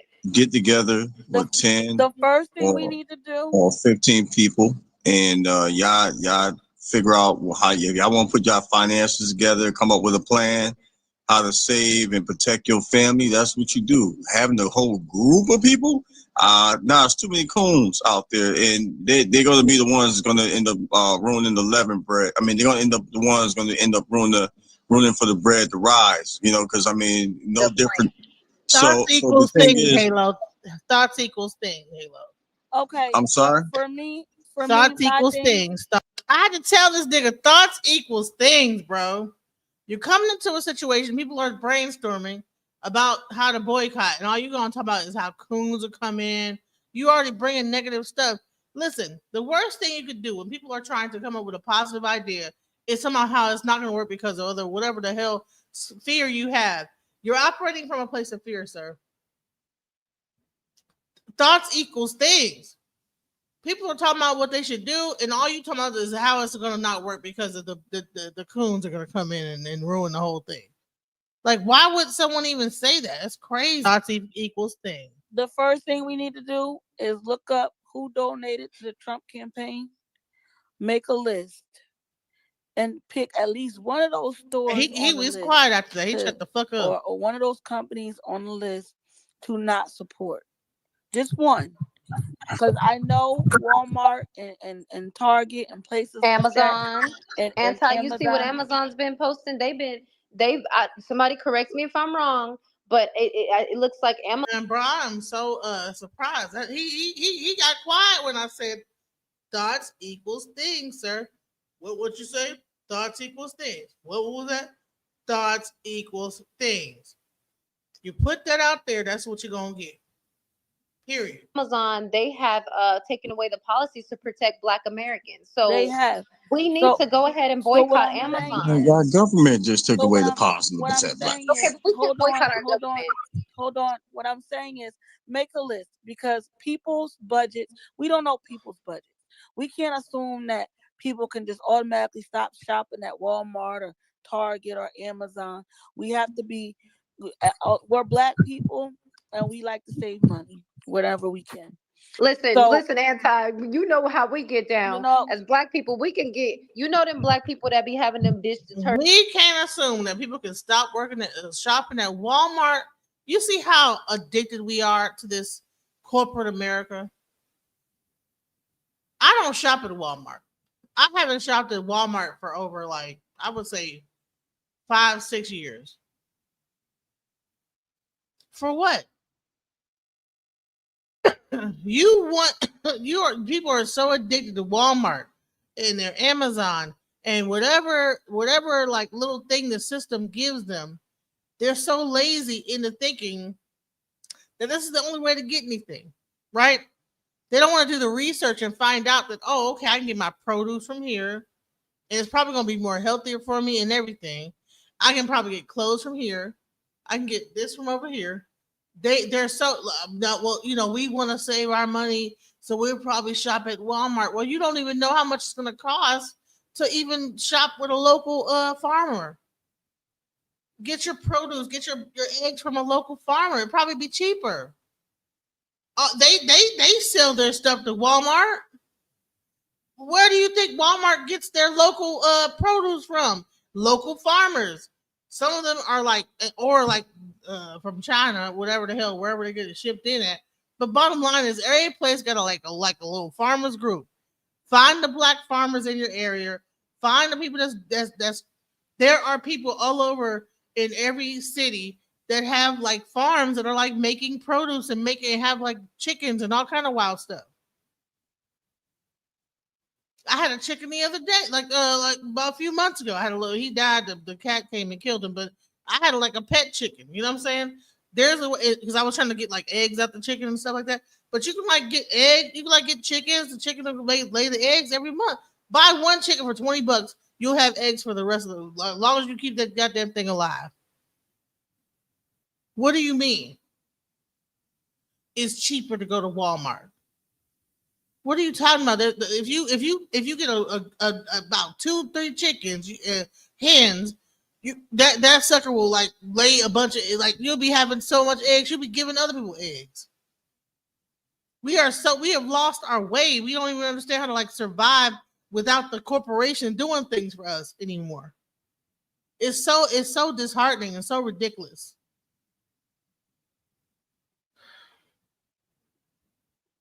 Y'all want to see the panel? I didn't know it really mattered. I was trying to avoid. I don't know. I didn't know whether or not YouTube would say something about me even showing this or whatever. So I was covering over. But go ahead. Let's continue.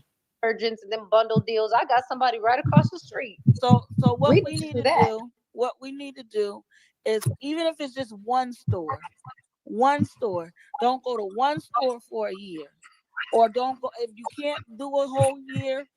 Don't do one store for 3 months, or don't go to one store for 2 months. However, whatever you can afford to do, you pick one store that you know. Don't go to one store. These people don't even understand how to survive without corporation, without like going to a corporate grocery store. They don't understand that just get a chicken. Get like find a person that has a cow you get your milk from. Go find a person that like plants different fruits and stuff like that. Get your fruit from there. Find a person that plants. We don't even understand how to survive without corporations. Do you understand how when you listen to this? Don't listen to it for okay, we're gonna boycott, but we can't boycott because we have to find another way to pay another corporation to like get our stuff to us. You know what I'm saying? We don't even understand how to properly boycott anymore. We don't even understand how to boycott no more. Oh my God, what kind of boycott is it if you're still getting another corporation to give you your stuff that's owned by Costco? I think it's owned It's owned by somebody big. I don't know who it is, but it's a major corporation. You're still getting your stuff. Listen to how ridiculous this sounds. Listen. The Trump campaign, and you and a bunch of people say we're not going to that store for however long you can manage to not go. And find I a black say that store to do the because same thing. That's what you people do. that live in rural areas, are have limited transportation. Sometimes you can only go to what's close. So I don't expect everybody to just stop going to every store that supported the Trump campaign and just never go back. I don't expect that because I don't know people's financial situations and I don't want to pocket watch. So if you can We can pick make one flyers in store, time. just one Flyers. store not to shop at, or one thing not to support for however long you can manage, do that. Yeah. And if we all do that as a community, the most pathetic boycott I've ever heard of in my life. We're gonna boycott, but only boycott what you can't afford to go to. What the hell kind of stupid ass boycott is that? When you boycott, you just stop going to everything, and you find another way to get it. That's what you. That's a real boycott. I don't know what kind of boycott is this. You know what? It was late at night when I heard this, and I didn't have enough energy to like really argue with them. But now that I'm hearing it back, it's even more frustrating to hear this. It's like, bro, no, what you're doing when you boycott is that you find another source. You don't boycott and then find a source that's equally another major corporation to put all your money into. You don't boycott Walmart and go to Costco. That's crazy as hell. Like, what do you mean boycott Walmart and then Costco got the deal? So let's go over here to opportunity, we can take our dollars back Let me ask you and take something. them take out our of the dollars government. and go to If Costco. anyone Do wants you me to think make any they flyers, care? I can. Hold on. Do you think they care if they're willing to crash the country out? You think they care about where your dollars go to? These people are willing. Halo, we're over here trying to make some type of plan. If you don't want to make a plan, then don't be in a space. Because we can't come up with an idea, and every time we come up with an idea, you try to rain on it or piss on it. Please. Either be part of the planning process and have some type of faith in it, or just remove yourself from the daggone process at all. Because every time we come up with something, you come and say, but the coons. This plan is for people who want to partake in it. I can't worry about what the coons are doing.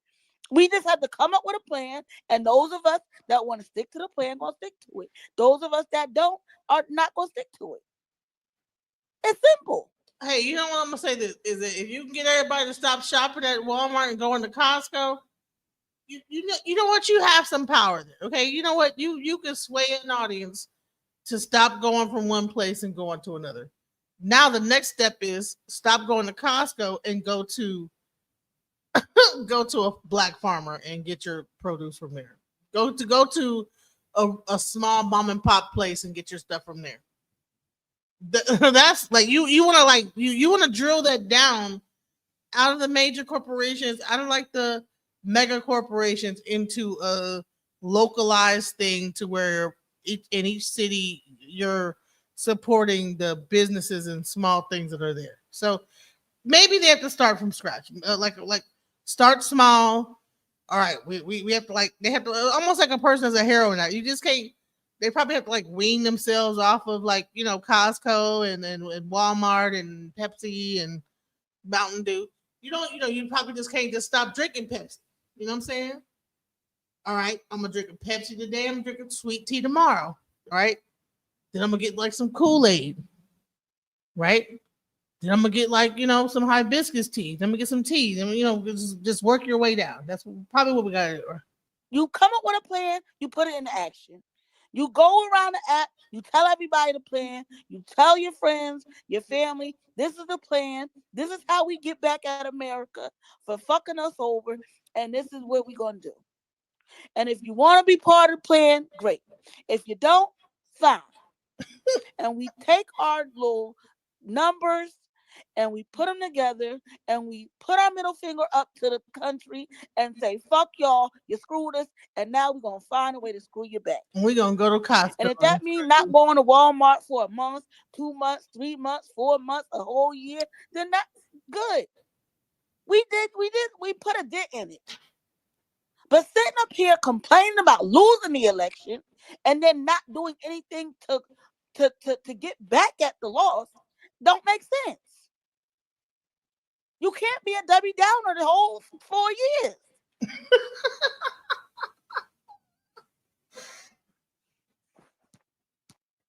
Group up. Anti gave me hope.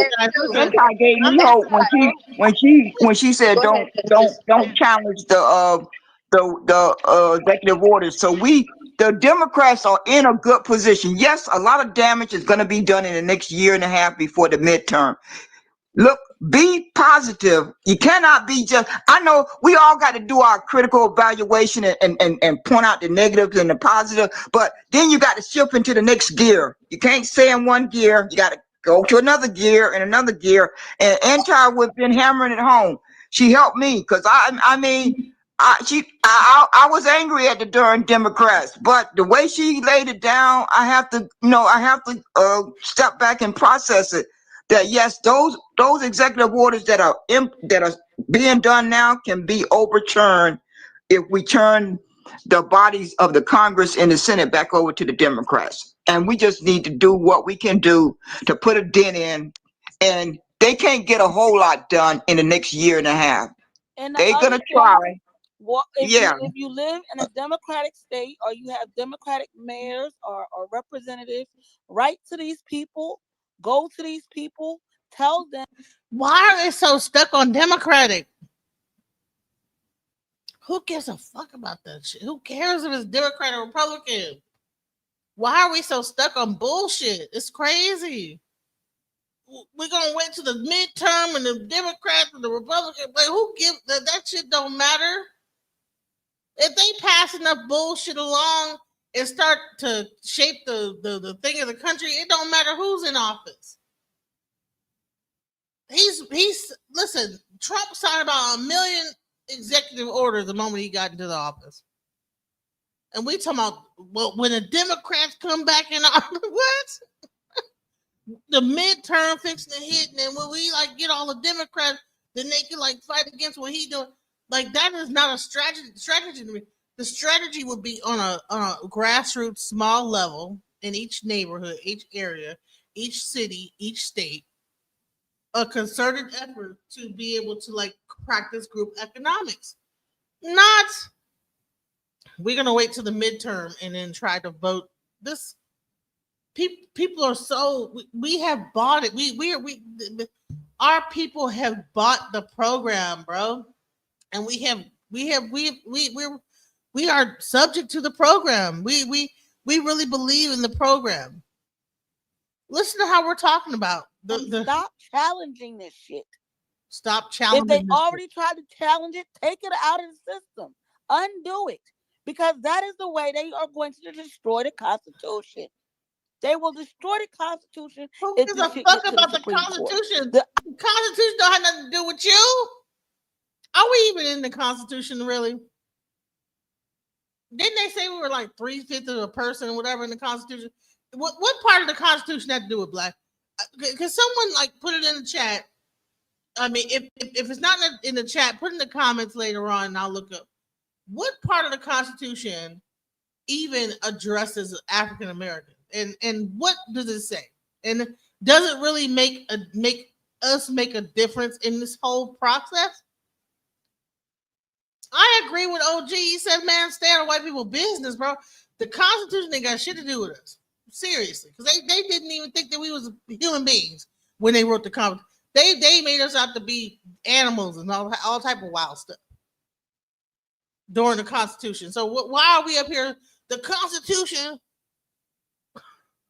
object is to play the long game. Do not challenge. Just wait it out. That's all we do not challenge, just wait it out. Wow. Or people can come together on a local level and begin to support each other. because people gonna need support when they start to get to losing these jobs and trying to figure out what they fixing to do, about to lose their house. We gonna have to come together. And ain't no constitution, ain't no whatever she say, the primaries or whatever coming up in 6 months from now. You gonna need your community. You're gonna need people in the communities that's pulling people together. And this is not gonna be done on Twitter. It's gonna be done in community. You're not gonna hear the ones that's really doing this, what I'm talking about, are not gonna be on Twitter. They might take pictures when they do it or whatever. They're not gonna be on Twitter pontificate about what they're trying to do. We can do. In order to preserve the Constitution we have now, we must wait it out. You cannot challenge anything. And I wanted to add something too to your comment Wow. to Halo. Halo, I looked at your Twitter page, and it looks like you like to invest into cryptocurrencies, stocks, bonds, and all that good stuff. So the same thing that we've been saying on here, if you can take the time to invest your money into cryptocurrency and exchange money across the cities and the states or whatnot, then we should be able to take the time to boycott these businesses like we're discussing. That way we can actually do something that's progressive for the Black community, not just sit back and not do anything at all. She And the said, money that you hold on. If you have the time to invest in cryptocurrency, then you have the same time to boycott. How does she? So she used the fact that he's a investor in cryptocurrency to then like kind of attack him on that and say, well, you can like do all this. You can like come over here and stop going to Walmart, Costco, or not. No, they said they want to do Costco, Walmart, and Amazon, and this, that, the other. It sounded like to me that was the wrong direction to take. If anything, I would have said, since you like are involved in cryptocurrency and you can take the time to invest, you could take the time to teach other people how to do cryptocurrency.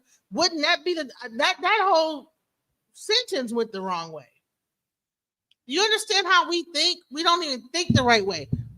She just wanted to dig him a little bit, but really she missed an opportunity to really like connect with him and say, listen, you know, cryptocurrency, what you could do is teach other people how to do it so they can like start to like, you know, be able to be entrepreneurs and not have to work for nobody.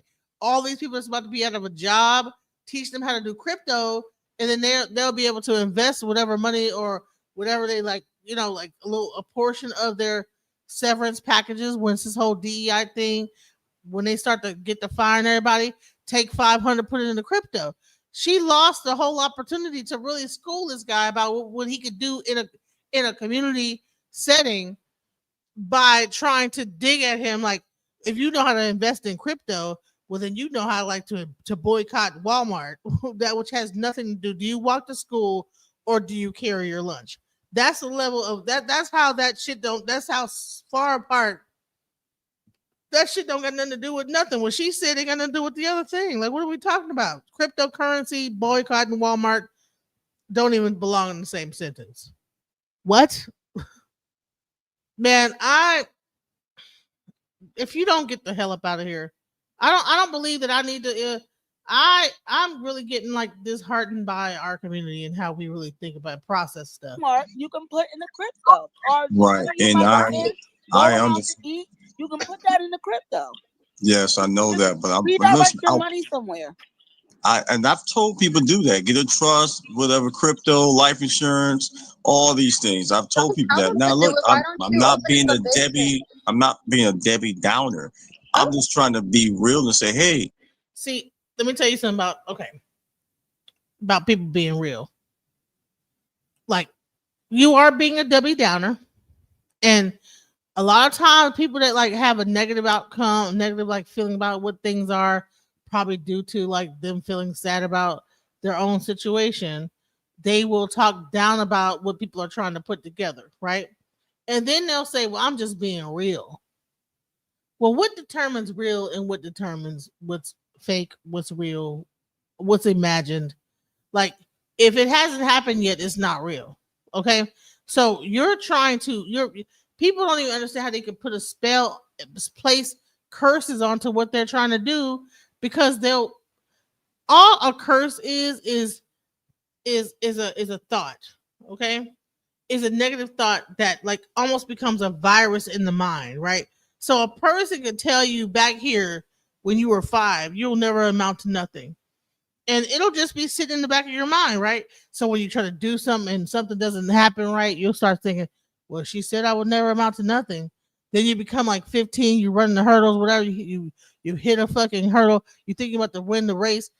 Well, she said I would never amount to nothing. Then you become like in your 20s and things don't work out. Well, someone said, so and so said I never amount to nothing. So we have to be very careful about the words that we choose to like say in situations, in spaces. Um, just because you're depressed, because whatever's going on in your life makes you feel this way, does not mean that you get on a public platform and begin to trauma bond with everybody else by bringing down the energy of what people are trying to do and trying to say. Even though it might seem nonsensical to you, you never know what two people could have came out of that situation, came together and put something together. So you need to like leave your negative like thoughts out of it. You in your mind you think you're being real, but really you are projecting your negative outlook on life on the others, and everybody just don't have that negative outlook. Some people are very positive in how they see the future. So for you to like be like, well, you know, the coons are going to come and destroy the whole thing, you sound like definitely a Debbie Downer, sir. Definitely Debbie Downer, Jake Downer, every Downer. These cats are talking about putting together militias, right? And Trump is okay with it because he already let a whole bunch of terrorist people out. And so I get y'all talking about. See what I'm talking? This nigga talking about militias. These militias have existed for how long? And he acting like the militias are new. These people just talking about building up militias, everything to back up his negative ass point. Well, they say the clowns are gonna get released. They putting up circus tents, whatever the hell it is to be against whatever y'all. You listen, you just don't understand what I'm saying, right? Fucking Barnum and Bailey got like elephants coming and monkeys coming up. You know what I'm saying?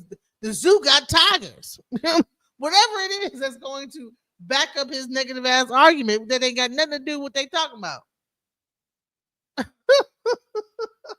They're bringing up militias. Militias has been in existence since America has, I think, been in existence.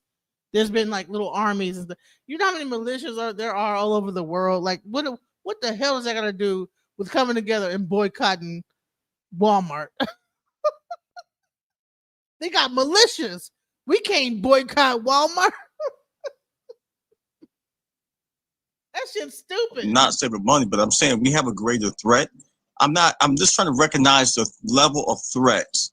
And I think if we ignore that, that's I'm not where ignoring that, Crypto. I know. I mean, Halo. I know about these threats already. All right. We So can't worry that's about what that I'm though. saying. We gotta keep moving. Like we have to find other productive ways. Just because, like, it's like this. Even though you're faced with life challenges, you believe in God, right? You Of course.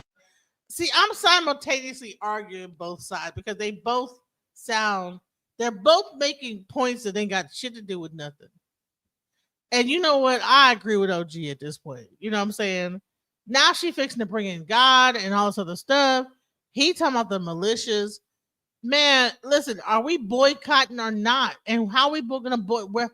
Listen, after they decided they were gonna do a boycott, the next conversation should have been a Zoom call. So who gonna set up the Zoom call? Who gonna put this into action? Let's go. You know what I'm saying? Okay. All right, I'm gonna hit you up on tomorrow. Let's all go to bed so we can be bright up and early so we can put this boycott together. But that's how you know people are just more yappity yap talking than really gonna do anything. That's why I stay out of like conversations because I used to try to like throw like think tanks and stuff like that. But I realize is that people just want to hear themselves talk at the time and they don't really want to do anything, you know? Then you're gonna have the one negative person in the whole thing talking about how it's not gonna work. Then you're gonna have one person that's overly passionate about some stuff, one person trying to control everything. It's always the same dynamic that goes on. And then then there's like some idea that forms, but everybody's so focused on trying to convince him to do it that they're not even like thinking about how to formulate the idea that they already came up with. You know what I'm saying? You guys already established you want to do a boycott. You decided what you wanted to boycott. And so the next thing should not be to argue with this nigga about militias and whatever the fuck he talking about. The next step should be like, sir, thank you for your time. Good night. Let's talk about how we're gonna move forward. Let's set up a Zoom meeting. Stop getting the fuck up off Twitter in public with all your fucking ideas and whatever you're thinking about, and move forward with your idea. Like, I don't understand it. I don't understand the logic and how people think. Of course, You're I faithful don't to make my God, peace with right? God. Okay, right. So it doesn't matter what somebody's gonna make a decision about. I'm 26 and I'm telling you this. I don't know shit. But I do know something about God. He's forever faithful. He's not gonna give you what you need, but he's not gonna give you what you want, but what you need. So if you could remain faithful in that way towards your Black community, then we will be able to prosper as a unit, as a whole. So I would tell everybody in the space, give your life to God during the period. That's it. That's the only thing I can offer you. That's the only thing, period. So we're gonna give our life to God regardless. What can we do to help each other? God says also lead and be righteous. So how are you being righteous if you're not doing anything at all? Let me just give you guys a little information in terms of talking about getting our resources and information for boycotting. Reverend Sharpton and the National Action Network are going to be very soon putting out some information to try to galvanize boycotts, and I think they're going to be putting out, they're going to be making lists like we're talking about making. They're going to be making lists of Reverend Sharpton. What? Like, but you know what? Reverend Sharpton have actually did do stuff. So let me stop there. Reverend Sharpton have put together stuff. So I can't be, but this is just a weird time to bring up Reverend Sharpton. I don't know. These companies that are ending their diversity initiatives and those kind of things. So if you are interested in doing that, that's going to be something that you guys should be looking out for. We have someone that can Keep make us a list. posted, America.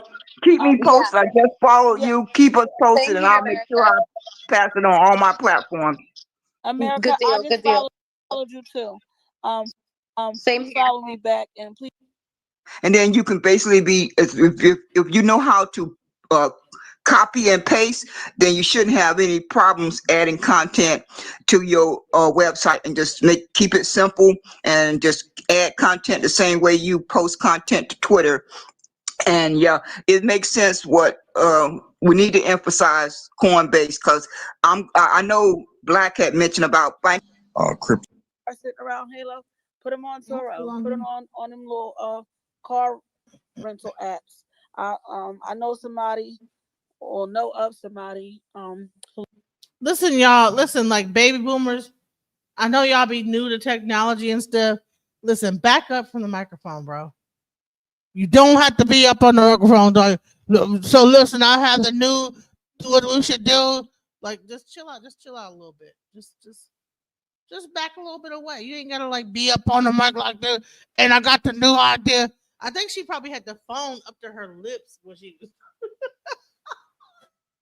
just distorted and loud and. Whew. But listen, this has been a great live tonight. I think how many hours have I done already? I was not trying to be here this long. Shouts out to the people who will stay here with me, my little few people. It's okay. You know what I'm saying? Because we up here we about to boycott, bro. We fixing to boycott. Okay? Listen, but we not gonna boycott the way they boycott. What we gonna do, I charge everyone to find a farmer in their area, a Black farmer in their area, and begin to buy one piece of produce from them this week. Let's just start there. Find a Black farmer in your area and just buy an apple or whatever they got there. Just buy one. And you know what? And then come back. We're gonna come back here. We're gonna talk about Well, I found, and I want you guys to come up here and tell me what your experience was when you bought this fruit. How was it treated? Was it expensive? Was it whatever? Blah, blah, blah? And then let's go from there. That's how you start a movement, piece by piece. You don't try to bite the whole head off of it. You just say, listen, I just want people to buy one piece of produce from a black farmer. And by today is Saturday, January 25th. So I'm gonna give you guys 5 days. So Saturday, Sunday, well, it's Saturday, Sunday, Monday, Tuesday, Wednesday, Thursday. So on Thursday, I'm gonna come back and I'm gonna ask you guys, and I want you guys to come back here and tell me, show me what you bought, take a picture of it, and I want you to tell me how the experience was. So here's the challenge. Find a black farmer in your area, buy one piece of produce from them. Take a picture of it, and then come back and tell me how the experience was. Was it too expensive? Was it whatever? What was your overall experience? Were they late? You know what I'm saying? Or are we on nigga business? You know, let's just like see how that goes. I'm not going to expect you to like stop shopping at Walmart and Costco and stuff like that, because I know that we're used to doing that shit. But if we start off slowly but surely, all right, buy 2 pieces, get a whole meal, okay? Get a whole, all right, woo, okay? Go find a black tailor, you know, go find a black seamstress, you know. Now get your clothes, have them make you an outfit. You know, it can just be simple like that. You slowly begin to like build a network of people that can make things for you, get your food from, without having to rely on the system. Just do that slowly but surely, and you'll be able to edge all these major corporations out, and you're supporting your community at the same time. So I say all that by with a peace and love. Thank you for following me, listening to me up to this point. Make sure that you like and subscribe for this video if you have not subscribed to my channel. I love you guys very much, and peace. Not taking no shots. We ain't taking no shorts. We ain't take the wrong end of the stick anymore. We ain't taking no shorts. Man, you know what it is. Taking care of the kids. And we ain't taking no shorts. Man, you know what it is.